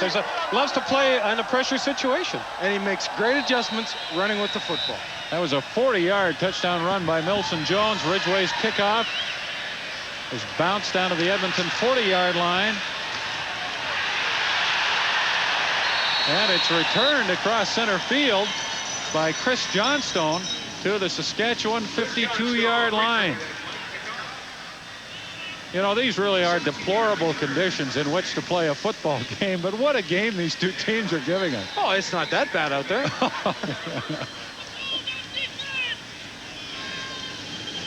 First and 10 Eskimos. Tracy Ham and the Edmonton Eskimos now from the Saskatchewan 53-yard line. Lots of time for Ham, who throws long. And it's no good. Albert Brown with the coverage on Keith Wright. Well, they wanted to start bombs away at the start of the football game, and obviously at the start of the second half, it's the same thing. Now, I thought both teams might try and settle down and work a ball control type of offense down the field. Well, obviously, I'm wrong. Well, the game has gone back and forth. Craig Ellis heading out to the left with Keith Wright. 2nd and 10. Eskimos. Ham. Now he'll take off and run. Albright is there along with Rasevich. There's a flag down as Tracy Ham runs for 7 yards. There's a penalty flag on the play. And there have been a lot of penalty flags this afternoon. More than any of us like to see. Well, the Rough Rider defensive line played that pretty well that time, closing in the pocket around Tracy Ham. Saskatchewan number 42. First down, Edmonton. But I was saying, you saw how deceptive he is. He just took it up the field and managed to escape at the last move. How many defensive linemen in this league believe, and actually almost to the point of thinking they got Tracy Ham, think they have him, and then he's gone? I mean, he can accelerate when he gets that little gap, when he gets upfield quick. Holding against Eddie Lowe, and Ham hands off to Blake Marshall. Bobby Jurison and Chuck Klingbeil made the stop. Marshall picked up close to 5 yards. Chuck Klingbeil, the outstanding defensive player in last year's Saskatchewan Grey Cup victory. The Eskimos that time lined up 4 receivers to the left and gave the ball to Marshall. They're really trying to get Saskatchewan to commit to that side and catch him unawares. And this is the area of the football field, according to the facts and stats, that Ham likes to go to Ellis if he throws the ball. 2nd and 5 from the 37, and Ham hands off to Brian Walling. He's across the 35 of Saskatchewan, close to the 34, and about a yard away from a first down. And the Eskimos will send in some blocking power. They will not attempt a field goal from here. When you're a yard away or inside, you go for it. Now, the Elephants are in that short yardage situation. Also interesting to note that the Eskimos started Ellis and Smith at the slots, and Marco Sincar's been in for majority of the latter part of the second half and is in there now when the regular offensive sets in. 3rd down in the yard, Eskimos. Saskatchewan 35, and off the left side, Blake Marshall has the yard and 2 or 3 more. Michael Souls with the football and not Blake Marshall. Well, again, running between the tackles, just trying to get a seam. And those offensive linemen, a lot of the times, what they're going to do is they're going to take extra splits and just create a hole naturally by splitting those defenders out, making each man cover a little more territory. Eskimos trailing by 3. 1st and 10, Saskatchewan 30. Tracy Ham, and finally he will be stopped after maybe a gain of half a yard. Gary Lewis, Albright, and Goldsmith all there to make the stop. Tracy Ham is all quarterbacks with his style stretch defenses. Klingbeil makes his penetration, then tries to get laterally, and you want to talk about slugging it out. Look, check the pants out. I mean, there's blood everywhere on the guy. I like the fact he's got bare arms. There's a defensive lineman there. That's a tough guy. That's a psych job there. I'm not cold. I wonder whose blood that is. Well, I think it's his. Klingbeil doesn't care. I'll guarantee you that. Wide open is Keith Wright, and that's a first down for the Eskimos. Albert Brown playing way off Keith Wright, and he has a first down inside the Saskatchewan 20-yard line. Well, and the opportunity as a quarterback, there's different reads. This read takes Tracy Ham to the 3rd receiver to that side. He's out in the flat, wide open. Albert Brown can't show Wright that much respect. You see my favorite action in the middle of the line here. Rod Knopp's doing a good job, just not giving him any room, getting those hands up inside, not letting him get a push on him. From the 18-yard line, 1st and 10. Walling with a little dump off from Tracy Ham, and what hitting on that play as Walling picks up 4 yards that he paid a price for. Seems to be for both teams that the Canadian running backs are really coming to the fore and basically just running between the tackles and taking those little control passes over the middle. But you know, the other thing is, if Saskatchewan continues to drop their linebackers that deep as they did in the first half, they'll dump the ball to Souls, Marshall, and Walling. I mean, why not? They're going to catch it at 6 or 7 yards, and maybe break a tackle and get more. Walling actually got to the 10, so it's 2nd down and 3 Eskimos from the Saskatchewan 10. Hand off to Marshall, and he's into the 5, and that's a 1st down for the Eskimos, who led the CFL this year in average yards offense per game, 428 yards per game. You know, Neil, further to what you're saying, I think the other thing with that is that once you force that defense to react to what you're doing, you're starting to control the tempo of the game, or starting to control what kind of defenses you want to see to make the other team go out of what they're doing or what they like to do. Eskimos down by 3, have a chance to regain the lead. 1st and goal, Saskatchewan 6. Ham completes it to the 2-yard line. Brian Walling, who's been quite a factor in this game, and Joe Farragelli told us yesterday if we have a running back who's going to be a factor, it'll be Brian Walling. Isn't that the truth? Boy, he's run the ball well. Walling's 3rd back out to the wide side of the field, which means he's either picked up by a linebacker or the safety. Suter has to respect the offensive set and then move late on Walling. That's a tough coverage for him. As you see, if Walling doesn't slip, he's in the end zone. That's a tough situation to cover. Good point. Walling comes out of the game. Michael Souls goes in. Blake Marshall's in there as well. 2nd and goal from the 2-yard line. Ham hands off on the right side. Blake Marshall has a touchdown. There is a flag on the play, though.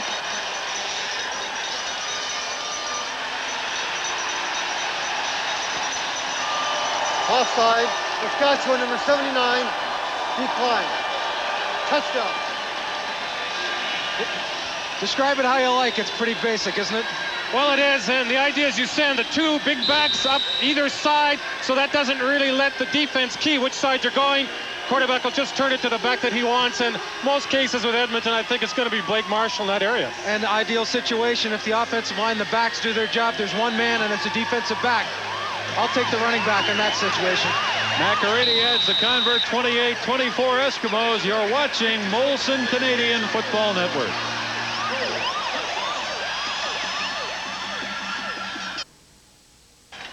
Blake Marshall caps an 11-play, 53-yard Edmonton drive for the 6th time in the game. The lead has changed hands, and it's now in the hands of the Eskimos as Bushy is cut down on the return at the Saskatchewan 45-yard line. You have to give some credit. We usually highlight the running back, but let's not forget about Bowles, McConnell, Conop, and the other meat that come in on that short yardage, the elephant situation, and get that yard or that opportunity for Marshall to come in and get himself a touchdown. Marshall actually drove one of his blockers into the end zone. Show the power he has. Roughriders now at their 45. Austin out of the shotgun on 1st down. Flips it to Milson Jones coming out of the backfield. Braswell stops him after a short gain. You know, I think at this point I'd like to just mention the great job that Mike Anderson is doing with that shotgun snap coming off that snow. And they're also doing a good job on Mike Walker and Brett Williams, the interior of Saskatchewan's offensive line, keeping in mind, Nick, what you pointed out, that in pass blocking on this field, big advantage to the offensive people. 2nd down and 8. Saskatchewan at their 47-yard line. Austin, lots of time. Fairholm open, has the football down to the Eskimo 45-yard line. Fairholm coming across the middle. The tackle's made by the safety, Sheldon. Watch the way the defense drops back. He's got to wait for him to come across the middle. Bypass where Danny Bass has dropped to give you the opening. You see Mike Anderson pass protecting. He takes away the right side for Brett Williams, makes him go left, and then just lets him take his momentum right out of the play there. Good job. 7:10 left. We're in the 3rd quarter. Edmonton leads by 4. Handoff Milson Jones. And he goes over 100 yards on the day with a carry that'll get him 9, close to 10 yards. Well, they definitely found something that they like running off tackle with Milson. And again, you give credit to those big guys up front. They're just moving people out of there. And I don't think they're really complicated, the blocking schemes. How complicated can you have it when you worry about your footing? Well, just take the guy over you and drive him back. It's not hard to remember. 2nd down and short. The handoff, Milson Jones, and he rumbles to the 1st down. There is a penalty flag on the play. Well, Bob, you mentioned earlier about the lead changing hands. I don't know how many times, but I think it's going to pass 6 times. It's going to pass back and forth a couple more, I think, before this one's over. Might get into double figures the way this is going. Offside, Edmonton, number 94. First down, Saskatchewan. Saskatchewan will take the penalty. Well, both coaches are saying it's going to be in the 50s or something scoring-wise. They may have been conservative themselves. Maybe they're just thinking the first half. We're in the 50s now at 52 total points. 28-24, Edmonton leading. 6:20 left, third quarter. And Saskatchewan first and 10 at the Edmonton 31-yard line.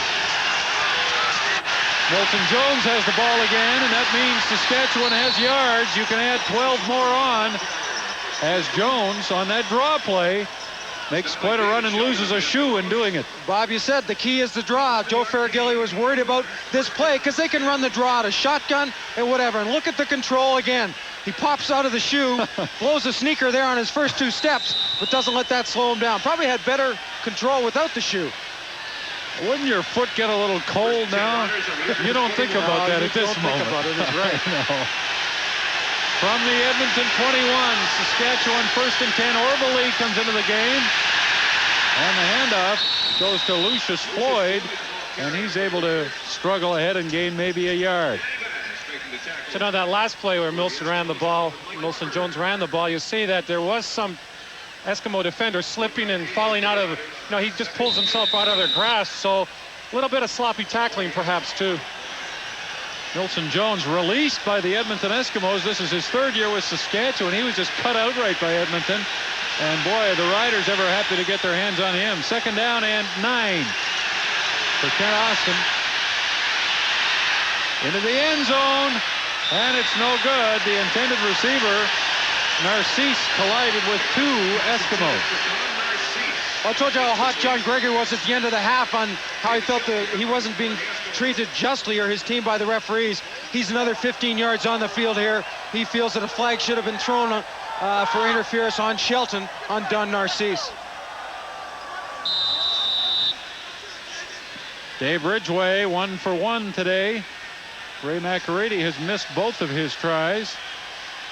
Ridgway will attempt this one from the 27-yard line. And he hammers it through there, literally. And it's a 1-point game with the Eskimos leading 28-27. You're watching Molson Canadian Football Network.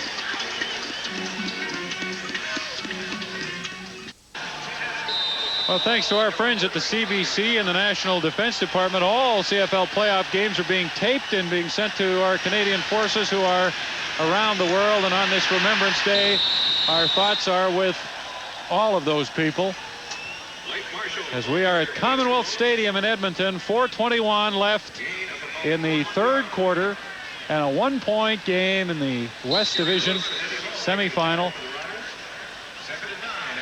And how'd you like to have to make a call on this one now as to who's going to win? How could you have the faintest idea? You couldn't. 2nd down and 9, Eskimos at their 36-yard line. Tracy Ham throws. Good catch by Todd Smith, who dropped one earlier. He comes up with a big grab there. Well, David Albright out of the middle has to come out on that coverage. Richie Hall, you just saw his feet take off. He comes on a blitz to that side of the field, which puts the onus and the pressure on David Albright to get to that area quickly and take that hot pass away. We talked about picking up the blitz and what the defense is going to do. Tracy Ham read it and threw it to the right guy. That's exactly it. And a lot of times you see a middle linebacker in that situation start to cheat over that way a little bit, knowing that that's where they're most vulnerable. Marco Sinkar comes into the game for Smith. 1st and 10, Eskimos at their 45-yard line. The toss to Walling, gets away from the first rider. Goldsmith makes contact, but Walling is across the 50, close to the 51. About a 6-yard advancement. Boy, the hits on a day like this, too, they hurt just a little bit more, don't they? Well, you can get some pretty good pops, and you hear them. Look at Eddie Lowe up the field, how quickly he turns the play back inside. I think he wanted to make the tackle, but he does turn Walling back in to where his other 11 buddies make the play. 2nd down and 4. Eskimos from their 51-yard line. Ham, Walling wide open. He's to the Saskatchewan 50, to the 45. Brian Walling. All the way to the 15.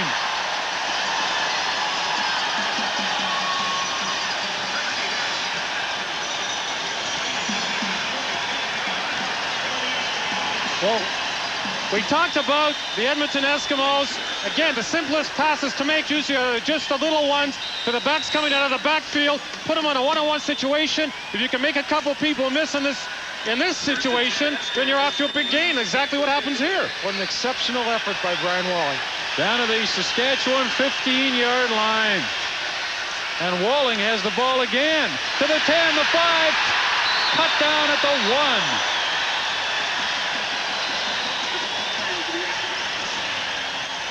Eskimos set the formation. They have 3 receivers to the wide side of the field.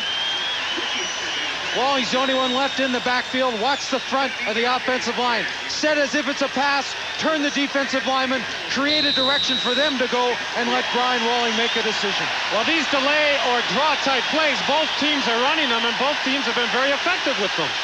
First and goal, Eskimos. Brian Walling won't get to finish it off. He's out of the game. Blake Marshall gets that job, and he's into the end zone, but there's a flag on the play.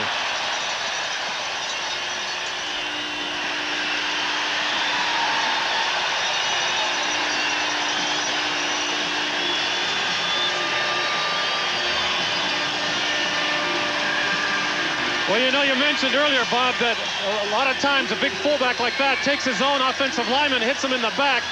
Chris Johnstone in that particular situation, I guarantee you tomorrow he's going to have a nice bruise in the middle of his back. Tell you what, in short yardage, don't be standing around near the goal line. You better put your head down and get yourself in the end zone or block somebody, or you're going to get knocked down. That's right. Either you're against me, you're helping me, or if you're in the way, it doesn't matter. I'm going to take you out of there. Second touchdown of the third quarter for Blake Marshall. And the Eskimos are up by 7. McAreedy can make it 8. And he does. 35-27. Edmonton leading with 1.5 minutes left in the third quarter. Johnstone, see him lead there, and he slows down a bit in the hole. Good cutoff block on Alapade by the offensive lineman. Just create a seam. You don't need much, and you don't want much in here. You want to be able to deliver a blow. Look at McConnell. Andrew McConnell did a heck of a job there. I mean, he's 290 pounds. He should get some movement on somebody. Blake Marshall, he's the guy who normally gets it down there in that touchdown range. He scored 13 touchdowns this year. And the Eskimos now have an 8-point advantage, and that's the biggest lead in the game since Edmonton was ahead 7-0 in the early going. With those penalties on the touchdown, that'll be tacked onto the kickoff here, so McAreedy will be kicking it off. Looks like pretty close to the 50-yard line, which will put Saskatchewan a little bit deeper than they might used to be starting their drive. There was an offside penalty which was declined, and a face masking penalty as well against Saskatchewan. Oh, and if penalties ever hurt John Gregory's team. There's big Mike Walker after all those terrific years in Hamilton, now here in Edmonton. Join us next Sunday. Dave Hodge, Nick Pastaya, Neil Lumsden will be at Winnipeg Stadium for the East Final, the Argos and the Blue Bombers at 2 Eastern time. And does that ever have the potential to be a tremendous matchup?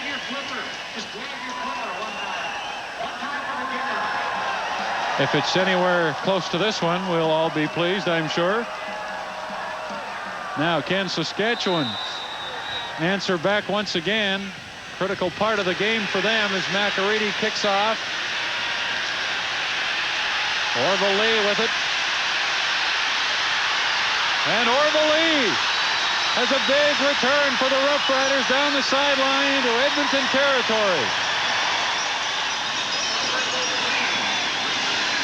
Orville Lee has really put some pep into the return teams of the Roughriders. Up until that point, they felt that they weren't getting the most out of their special teams. Part of that was because they had a lot of rookies, and week to week, John Gregory felt they were a little bit inconsistent. But this man right there has really added a lot to those special teams. And here again, they just come right back, and 2 very well-coached teams going at it here. Albert Brown actually outran Orville Lee to try to make a block for him. Great effort. A 54-yard return to the Edmonton 44-yard line. Lucius Floyd on the carry. And after hesitating, he was able to find an opening and pick up 4, maybe 5 yards. Well, that hesitation seems to be the key. We've seen Brian Walling do it. We've seen Milson Jones, and having that awareness of being able to hit in there under control, slow down a little bit, and then find your seam and hit up in there. We've seen them, not only do they hit up in there, but they pop loose. 2nd down and 7. Saskatchewan at the Edmonton 40-yard line. 30 seconds left in the 3rd quarter. Austin gets away.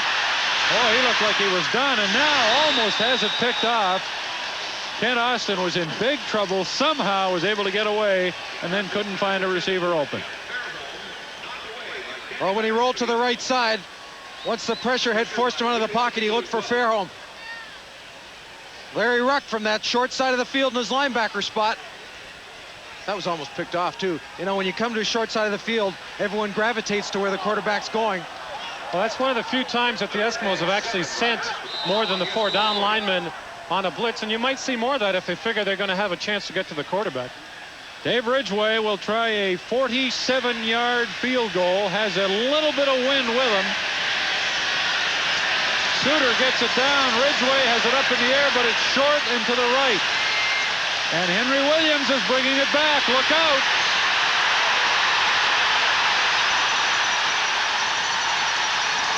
Ridgway cuts down the gizmo.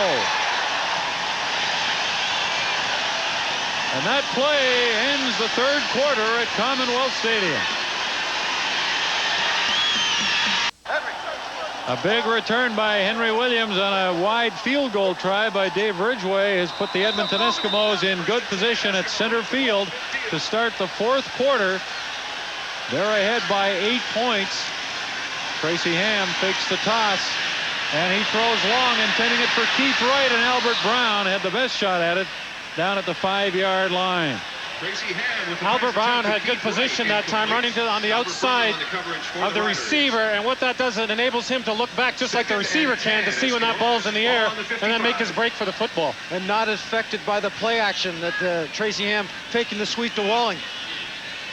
Saskatchewan is 1-9 this season when they are trailing in the 4th quarter, going into the 4th quarter. Wide open is Keith Wright on 2nd down, and he has it down to the Saskatchewan 36-yard line. Again, Albert Brown was way off the wide receiver, Keith Wright. Now, I understand that Albert Brown is concerned because the play before, Keith Wright took him deep, and he doesn't want to get beat deep. But one thing that he has to do, if at all possible, is when he comes out of his back pedal, makes a break on the ball, he has to get there in a hurry. He's giving too much of a cushion. Eskimos.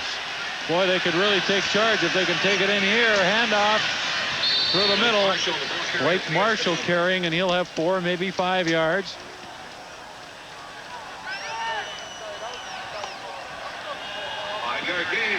Well, Joe Ferragelli has gone to the Skidoo suit now. Did he have that on earlier? Yeah, he's had it on all game. I've noticed his toque so much today. I like his toque. I haven't had a chance to look at what else he's wearing. 2nd and 5, Eskimos.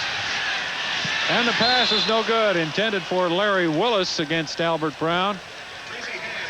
There were a lot of questions asked of Joe Ferragelli at the press conference yesterday if he believed, especially after the last 5 or 6 weeks here in Edmonton, did he think his team was ready to play? And he said, you know what, after all these years of coaching and seeing all sorts of types of players, I haven't got a clue. I mean, there is no way of knowing whether your team is ready to play. Practices are not an indication.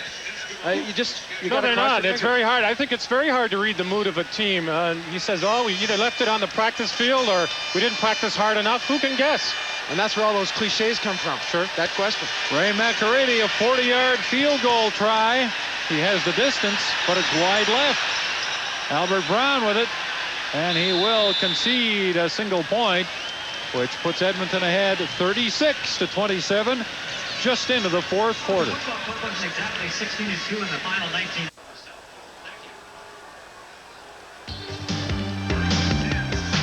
The Canadian Football Network is at Commonwealth Stadium in Edmonton. This is Bob Irving with Neil Lumsden and Nick Vistaya. The Eskimos leading the West semifinal by 9 as Kent Austin throws to Lucius Floyd. And Floyd is able to manage 4, maybe 5 yards. Floyd caught a lot of passes out of the backfield this year, 91. To make that 73 to be exact. A lot of people wondered what Edmonton's attitude was going to be coming into this game, and Andre Francis, before the game when he was out testing shoes, ran by me and said, you know what, this isn't sudden death, this is sudden win. Second down and 6, Saskatchewan. The ball at the Rider 39. Flag comes down, and so does Austin.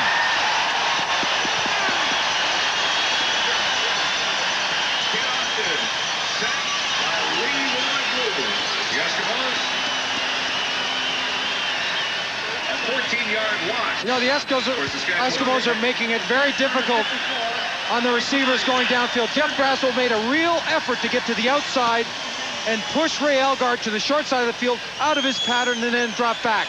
And then when you see the pressure, if you can force the receivers downfield out of their routes, it affects the quarterback. He has to hold on to it.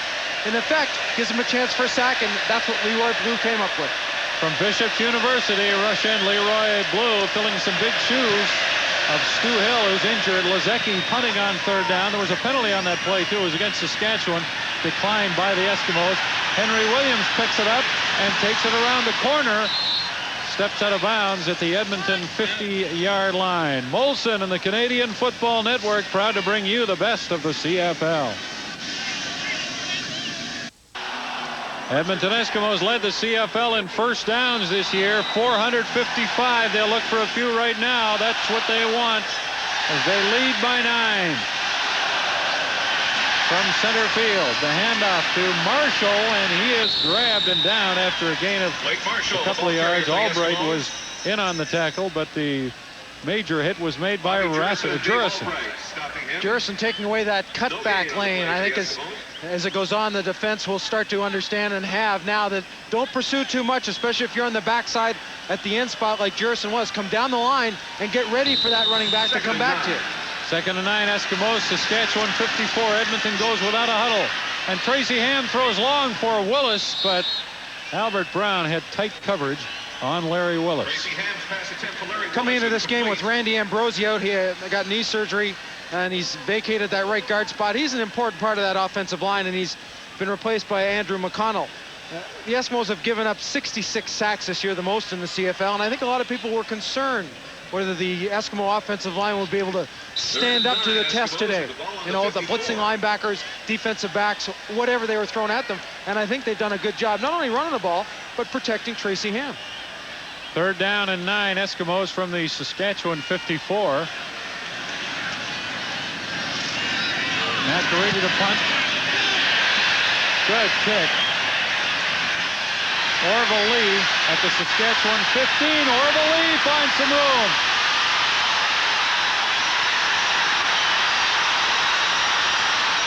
And what a return by Orville Lee.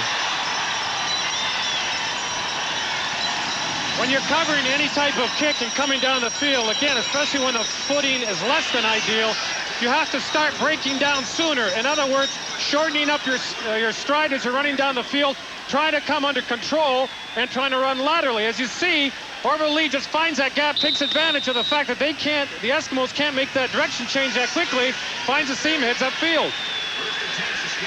And Jordan Gardner got over there, number 31, or Orville Lee might have been in the end zone. It was a 58-yard punt return to the Edmonton 40-yard line. And now Milson Jones, who has 2 touchdowns, has the football, but that gained just 2 yards as Danny Bass once again led the Edmonton tacklers.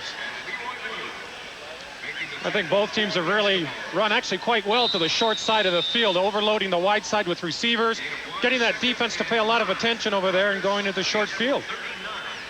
Milson Jones now over 100 yards, 115, and Walling has had an equally good day. He's caught 4 passes, Walling, for 63 yards. So those two have been a big part of what's happened here at Commonwealth Stadium today. And, you know, guys, you really have to give the athletes tremendous credit. And I know the two of you have been involved in games like this, but look at the way they're performing in -9 conditions, snow all over the field. What a show they're giving us.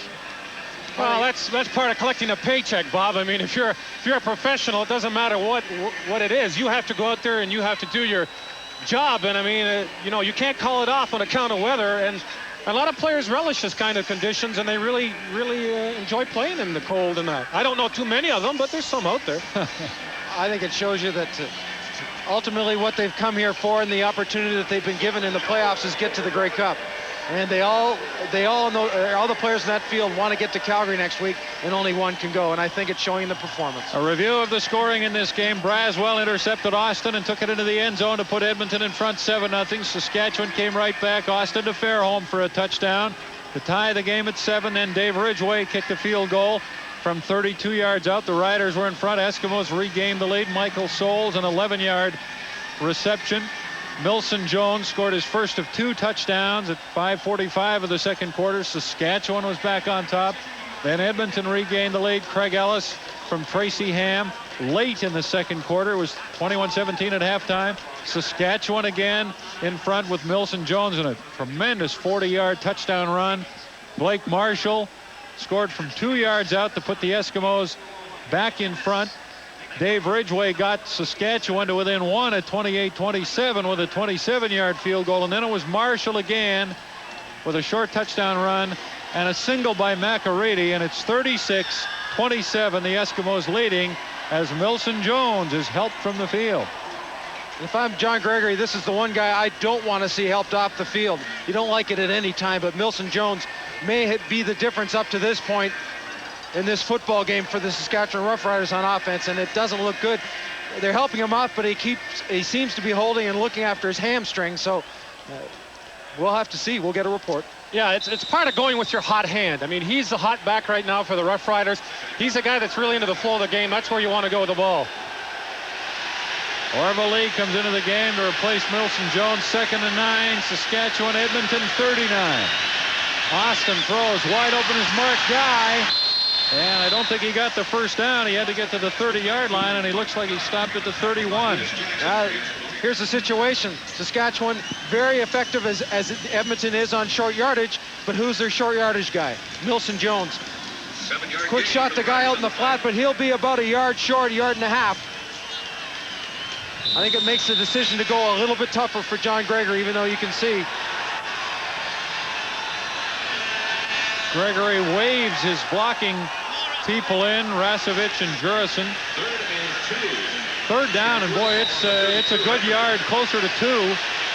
We'll call it a yard and a half for the Saskatchewan Roughriders at the Edmonton 31. Huge play here.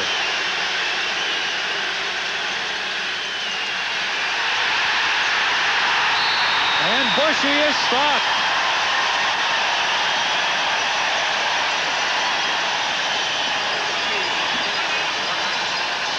How much do they miss Milson Jones? Right there. Well, this play's designed, all the motions, see Elgard, Lee's coming, Lucius Foyt, to make it look like it's going up and then to the outside. The Eskimos move with the flow. There's Danny Bass and the whole shooting match. They come over and read the play like it was written. 1st and 10, Eskimos. Not very happy, that's for sure. And you can't second guess those decisions. You got to go with what you feel is right.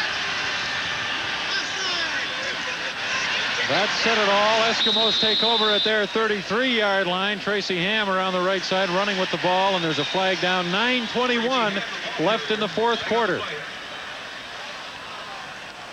Milson Jones on the bench with that sore leg.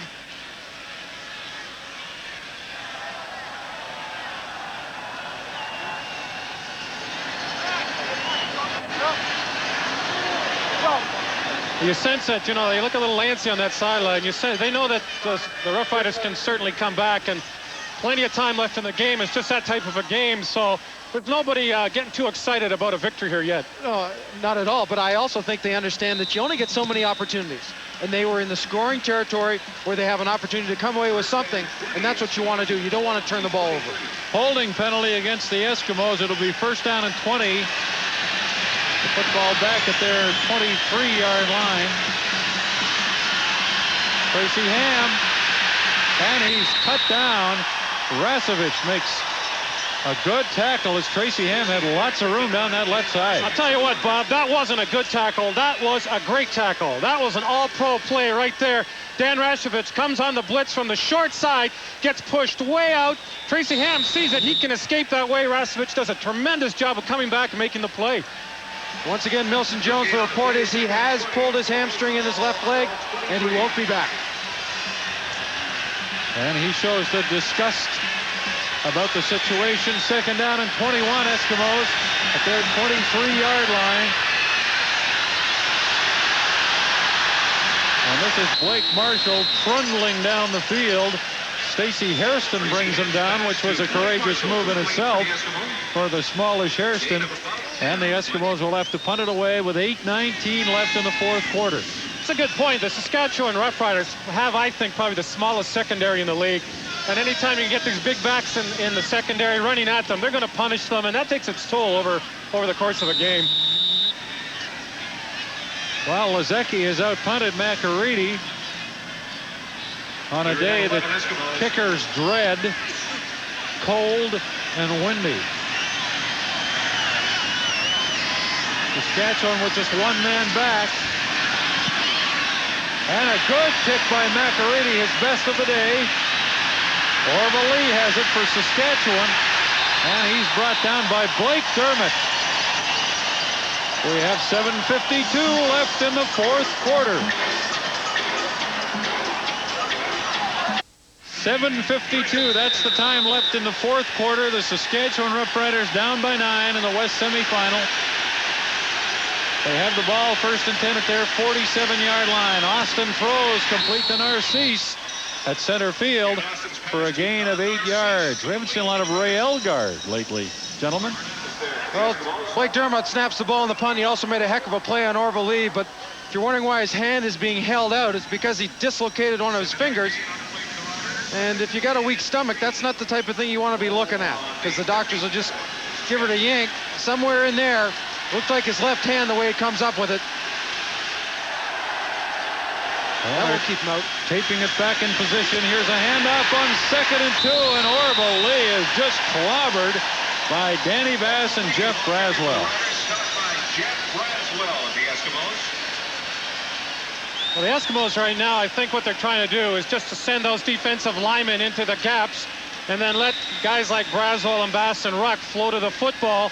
And of course, all week they've been looking at film. They can read their keys, and a lot of it, I think, is where Ray Elgard goes, because he's the big slot back. That seems to be where that football is going to go in a running play. And again, the absence of Milson Jones is magnified as Saskatchewan failed on that second down and short. Their third and about 1.5 yards, and this time John Gregory will punt. Lazecki gets a good bounce. Henry Williams back to his 10-yard line. And he's not able to stay in bounds. A hit by Lucius Floyd just knocked him enough to the outside that his momentum took him out of bounds, but a good return nonetheless by Williams, and Braswell really put a block on a Saskatchewan player. That's an understatement. Tell you, when you get a guy coming down into cover punt, and you're going to see it to the right side of the screen, get ready and whoop. Tell you, Braswell's had some impact, and I don't just mean on his hits today. I mean, he put him up into, he made a snowdrift there. He really piled up that snow when he hit him. That tremendous shot. Tracy Ham to Brian Walling. Walling's had a huge game, and he adds another 9 or 10 yards to his collection. Braswell came up with his beard full of snow and his hair full of snow after that hit. And I'd say, gentlemen, right now that the pressure is squarely on the shoulders of the Saskatchewan defense. They got to shut this offense of Edmonton down, stop them, and give that offense of the Riders a chance to move, because as of late, the sequence has been 2 and out for the Saskatchewan Roughriders on offense. Well, it has, and the Eskimos have tried to put together some drives here, just picking up those first downs, trying to show some patience, eating up that clock. And again, that's their big enemy right now, and they got to force a turnover, get this ball back. 5 minutes and 55 seconds left in the fourth quarter. 36-27 Edmonton. Eskimos first down at their 44, and a pass is complete. The Riders Roughriders surround Craig Ellis, but he'll have a gain of close to 7 yards on the play. A lot of talk, of course, about all the points the Argos have scored this year, but Edmonton was second in the league, points per game at 34. Watching Ellis come off the line of scrimmage, his eyes are focused squarely on the quarterback. I mean, he knows by the defense the ball's coming to him. The Roughriders swarmed around him pretty quick too, so you know they're keen on him. Second down and 3. Eskimos. Handoff left side. Johnstone. Chris Johnstone carrying. He'll be close to the first down, but I think he was stopped just short. And just to finish off what I was saying about Edmonton's offense, first in yards per game, first in yards rushing per game in the CFL, and first in first downs. So while the Argos deserve credit for all the things they've done scoring points, don't forget, we're talking about an Edmonton offense that is among the best, if not the best, in certain areas in the league. Well, I think the indicator that it's a ball control type of situation with them in a lot of games is the number of first downs that they get. I think Toronto, you know, they have that big strike capability, much more so than some other teams. But Edmonton, here today, evidence they're content to grind it out. And the other thing is the Eskimos, while losing 5 of their last 6, didn't show that offense, but we're seeing it. It's back today. Eskimos are short of the first down. Looks like they'll go for it with 5 minutes left. At their own 53.5-yard line.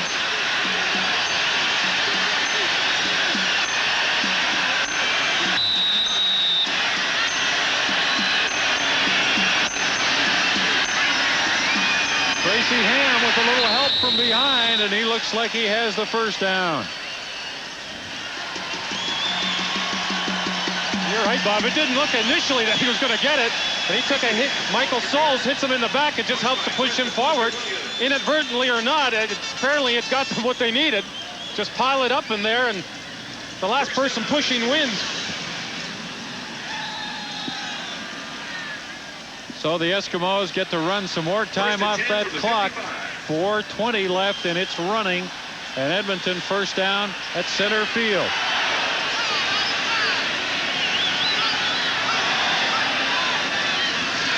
Handoff, Walling on a draw. Jurison has him and stops the gain at about 3 yards. And the ball comes out. No signal yet. I think the ball came out after the whistle. The play had been whistled dead. Klingbeil has the football. Other thing the Riders have to be concerned of is we see Walling, sort of a delay hitting the ball, comes out right now. Ooh, that was a close one. Been a lot of close ones today. To finish my thought, they're just, they being the Riders aren't just down by 7. They have to score twice to get back in this football game, and there's not a whole lot of time left. Second down and 8, Edmonton Eskimos. The football in Saskatchewan territory. Tracy Ham moves to his right. Goldsmith giving chase, but he can't get him, and Ham down the sidelines, and he has the first down for the Eskimos. Blake Dermott, who dislocated his finger a few plays ago, having more trouble with it, and he may have to come out of the game. Well, their offensive line is, you know, fairly thin right now through injuries, and that's certainly not going to help, especially when you're facing a guy like Bobby Jurison, who's a pretty good pass rusher, and you need somebody out there that's a veteran to handle him. First and 10, Eskimos, the ball at their 38-yard line. Tracy Ham throws, and it's knocked down at the line by Albright. Dangerous play from an Eskimo perspective. Oh, and a good play by Albright. 3:04 left in the fourth quarter. The Eskimos lead Saskatchewan 36-27. 3:04 left in the fourth quarter. Edmonton ahead by 9. Todd Storm is into the game at left tackle, replacing Blake Dermott, as Edmonton is second and 10 at the Saskatchewan 38. Tracy Ham throws. Sinkar is open inside the 20, the 30, pardon me, to the 28. It'll be very close to a first down. There you go. There's that recognition, the adjustment the slot bat makes. Halfback's coming, Richie Hall. The safety has to come over and make the play immediately. Sinkar goes to the flat. Tracy Ham doesn't even think about going anywhere else. Recognize the defense and the execution. Has Tracy Ham played some game today? Well, he's played up to his capabilities, I think. He's struggled in the past few weeks for whatever reasons, as that whole team has. But yeah, he's back to where people expect him to be.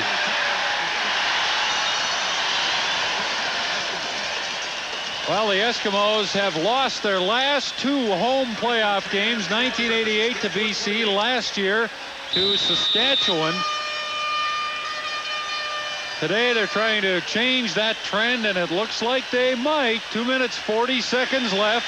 Eskimos first down at the Saskatchewan 28-yard line. And a fake to Souls, and boy, did the Riders ever buy it, and Ham's down inside the 15.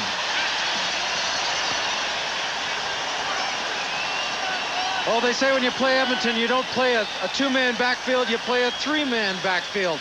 There are plays designed in this offensive book for the Eskimos for Tracy Ham to tuck it and go. Well, see, what they've done is most of the game they've been working between the tackles. Now, later in the game when they need those first downs, the only guy that they're going to go outside with is Tracy Ham. He doesn't have to make any pitch, toss, or handoff. Keep it yourself and run. He's got the capability. From the Saskatchewan 14, first and 10 Eskimos.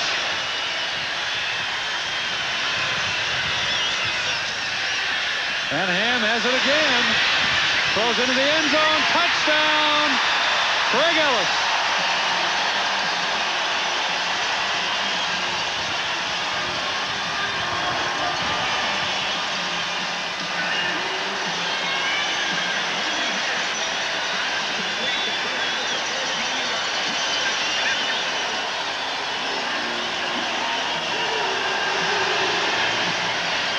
Watch the action here to Marshall. He hits up inside, and Ham just plays off a tackler, and Ellis gets the jump.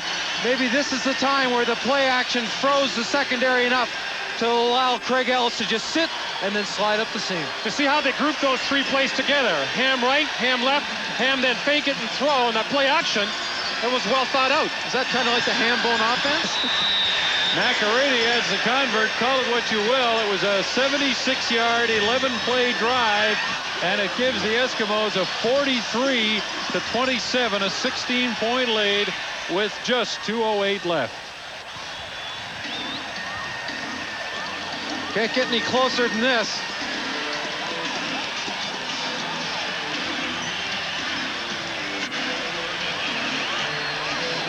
You see Craig Ellis, he's kind of loose off the line to make everybody think that it's a running play and he doesn't want to block anyone. And then he takes off, gets the separation that he needs, and makes a play. And you saw Hairston just to his one side there. Hairston had to make a decision, and when he did step up, when Ellis was standing and waiting, Ellis sort of releases up. Hairston, tough for him to make the right move. Well, sure it is. It's a good bit of play acting. That's what it is. And this is sweet redemption for Tracy Ham, who last year in the West Final against Saskatchewan was heavily criticized for his role in the Eskimos' loss. And what a game he's played today, as John Gregory's Saskatchewan Roughriders have 2 minutes and 8 seconds left to try and pull a rabbit out of the hat. Orville Lee with the kickoff return is tripped up at the Rider 40-yard line.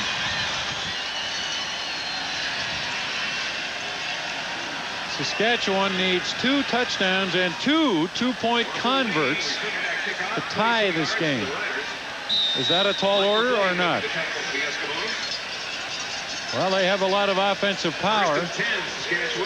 We'll see if they can do it. Austin will work from the shotgun.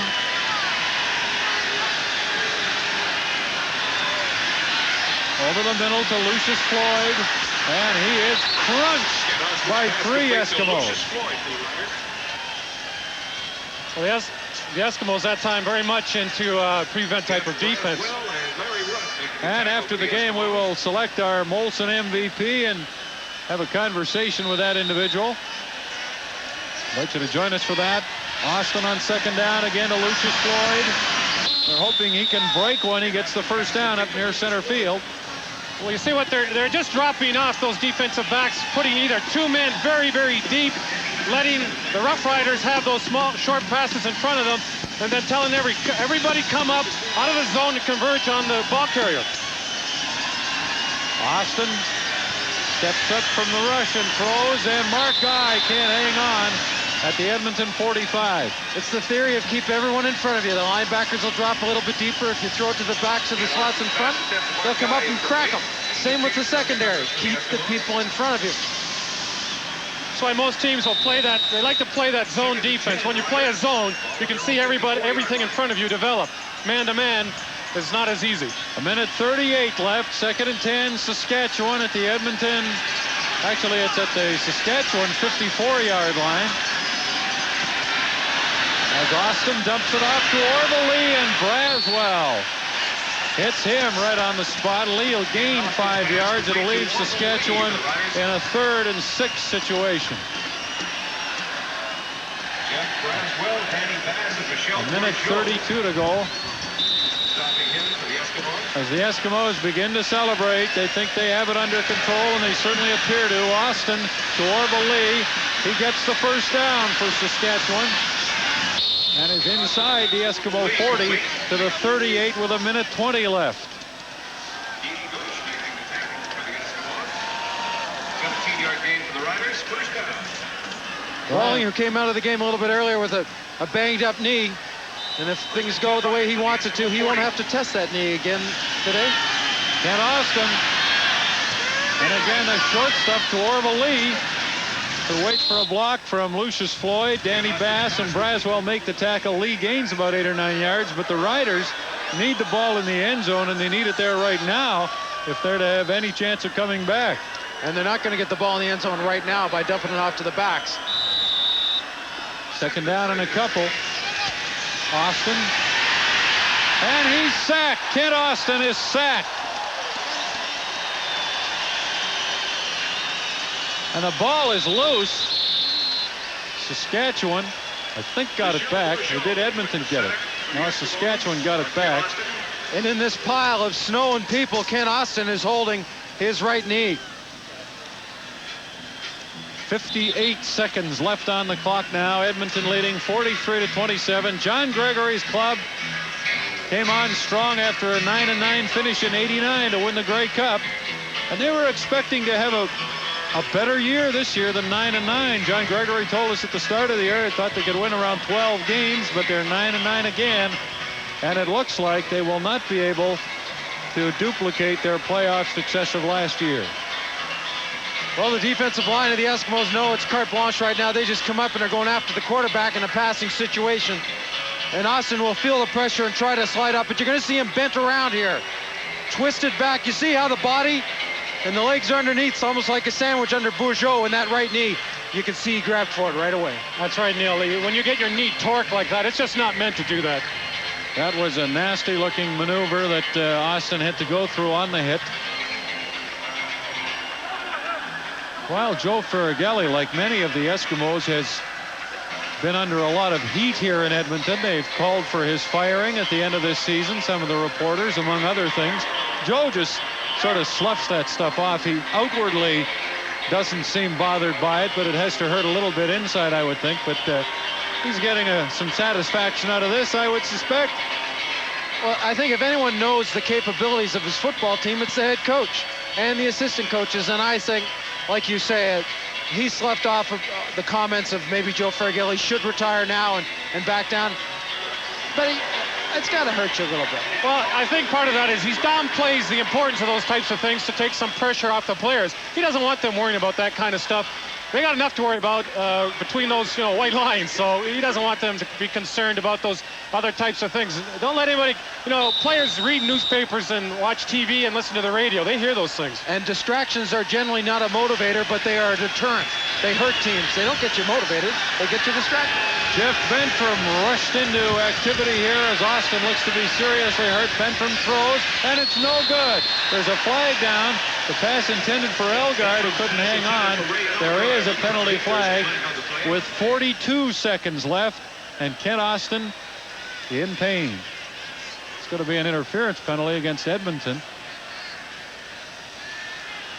Oh, no, maybe it's not interference. We'll see. I thought Ken Lasrick indicated interference. We'll get a better idea now. Major foul. Unnecessary roughness, 44 Edmonton. First down, Saskatchewan. I mentioned earlier how Braswell is running out to try to jam the slot backs, all he did was run out and try to, you see him come in here late, get a push on Elgard to push him to the outside. I don't know where they get roughness out of that.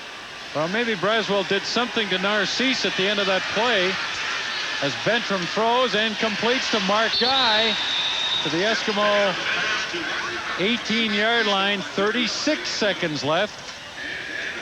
Well, you hate to see any type of, you hate injuries to players at any time, but especially at the last minute, the end of the last game of the year for the Roughriders. Second down, Riders. They're at the Edmonton 18. Bentram to Lucius Floyd, and he's down to the 12. That's a first down. And again, these plays are advancing Saskatchewan down the field, but there's only 29 seconds left in the game. And John Gregory has a somewhat resigned look. Bentram, the pass behind Don Narcisse at the 7-yard line. 22 seconds left now. Eskimos lead by 16, 43-27. Tell me it wouldn't be easy to warm up your shoulder after sitting around on a day like this, just watching, and at the end of the game you have to go in.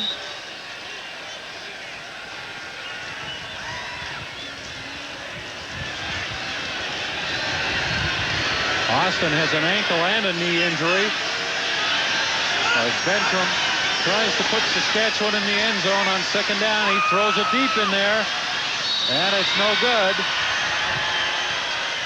Intended for Jeff Fairholm. Well, the Eskimos right now, they're not going to give him any of those outside patterns where he can catch the ball deep or run out of bounds. They're going to try to funnel everything into the middle where all the pursuit comes and the help that they need. 17 seconds left in the fourth quarter. Joe Ferragelli working the gum over pretty good. He'll work over some Italian food, I would think, after this game tonight. A little celebration. Eating is a celebration for Joe at any time. Third down, Bentram to pass. Dumps it off to Orville Lee. He's inside the 5 and close to a first down with 11 seconds left. But again, Saskatchewan down by 16, so none of this really matters unless they can score, get a 2-point convert, and then recover an onside kick and run it in, but they're not going to even have that chance because they didn't make it. Well, Orville Lee tried to do the right thing. When you're faced with two defenders, the best thing to do is don't pick one, try to split the two of them, and they may hit each other and bump off and you get the first down. It just didn't work. So it'll be Edmonton in Calgary. How about that for a Western final in Calgary next Sunday, and Toronto and Winnipeg in the East final. We'll have that game on CFN at 2 Eastern time. Joe Ferragelli had mentioned, as I'd heard some of the players, that after the game last week at McMahon Stadium, all they were saying is, look, we want to get back here. We want another shot at the Stampeders. Well, the boys in Calgary are waiting, and waiting anxiously, I'm sure. And the Eskimos are going to get that shot. And after this performance, they will go into Calgary with a tremendous amount of confidence. More than they would have, I think, when they came into this, more confidence than they would have had starting this game today. Although they've played with a lot of confidence. This is the final play of the game, and the Eskimos have avenged their Western final loss to Saskatchewan last year, and they will move on to the Western final to play the Calgary Stampeders, as Joe Ferragelli and John Gregory will shake hands. No animosity between those two individuals. That's a nice picture as the Eskimos defeat the Saskatchewan Roughriders 43-27 in the Western semifinal.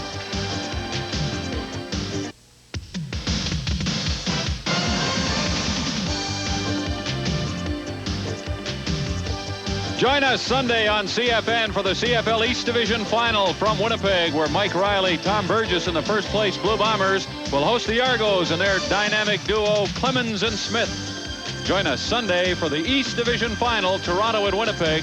It's on the Canadian Football Network.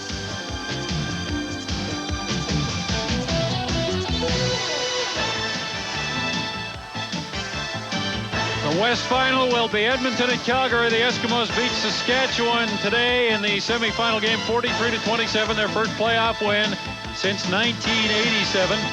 They've lost the last 2 years, and our Molson MVP Edmonton quarterback Tracy Ham, who was brilliant from beginning to end, running and passing the football and leading the Eskimos the way I think people expect Tracy Ham to lead the Eskimos. Tracy, congratulations. Coming off the injury in Calgary last week, and we all know about your dad, and you went home to see him after the heart surgery. Was this a big day for you from a personal point of view? Well, I think the first thing, Bob, is my family is in order, and when your family is out of order, the most important thing for you is to get that back in order. And just thank God that my dad is doing okay. And it's a lot easier for me to concentrate on what Tracy's supposed to do when I know my family's okay. Tracy today looked like the Tracy Ham we saw in the first 12 games of the year. You went to the right places. Tracy, good offensive game plan. Did you do anything differently today? Well, I think the first thing we done was we won the battle up front. You know, anytime we win the battle up front, then I'm able time to look downfield and throw the ball to the proper receiver. And you got your running game going fairly well today. I thought a difficult day to hang on to the ball and all the rest of it, but your offense performed like they did again earlier in the season. Well, Brian Wallen was the key. You know, he had a tremendous game today. He really ran hard, and I just commend Brian Wallen for his effort. I mean, his effort was just outstanding today, and it was unfortunate that he banged his leg up, but hopefully we'll have him back because he definitely was a difference in the game today. A lot of turmoil surrounding this team in the last 6 weeks. Tracy, did you use that to your advantage today? Well, Bob, when you go to the playoff, what happened during the regular season doesn't matter because your goal during the season is get to the playoff and then win the Grey Cup. We're in the playoff, so we've achieved one of the goals we started out, and now we're trying to win the Grey Cup. So we're on schedule. I mean, through all our dismay, we're right where we want to be. Tracy Ham, congratulations. A tremendous performance in leading the Eskimos to victory over the Saskatchewan Roughriders, 43-27. Look at the first downs for Edmonton. 32 of them, 460 net yards and 287 passing yards on a poor day for offensive execution. The Eskimos win the West semifinal. The Argos used this big play and some others. Darrell Smith on a pass from Willie Gillis, and he took it all the way for a touchdown against the Ottawa Roughriders, and that helped Toronto score a 34-25 win over Ottawa. They'll play Winnipeg in the Eastern Final. And here at Commonwealth Stadium, Tracy Ham threw to Craig Ellis for a touchdown late in the second quarter. It gave the Eskimos a 21-17 halftime lead, and they went on to victory over the Saskatchewan Roughriders. We hope you can be with us next weekend for the East Final from Commonwealth Stadium. Goodbye.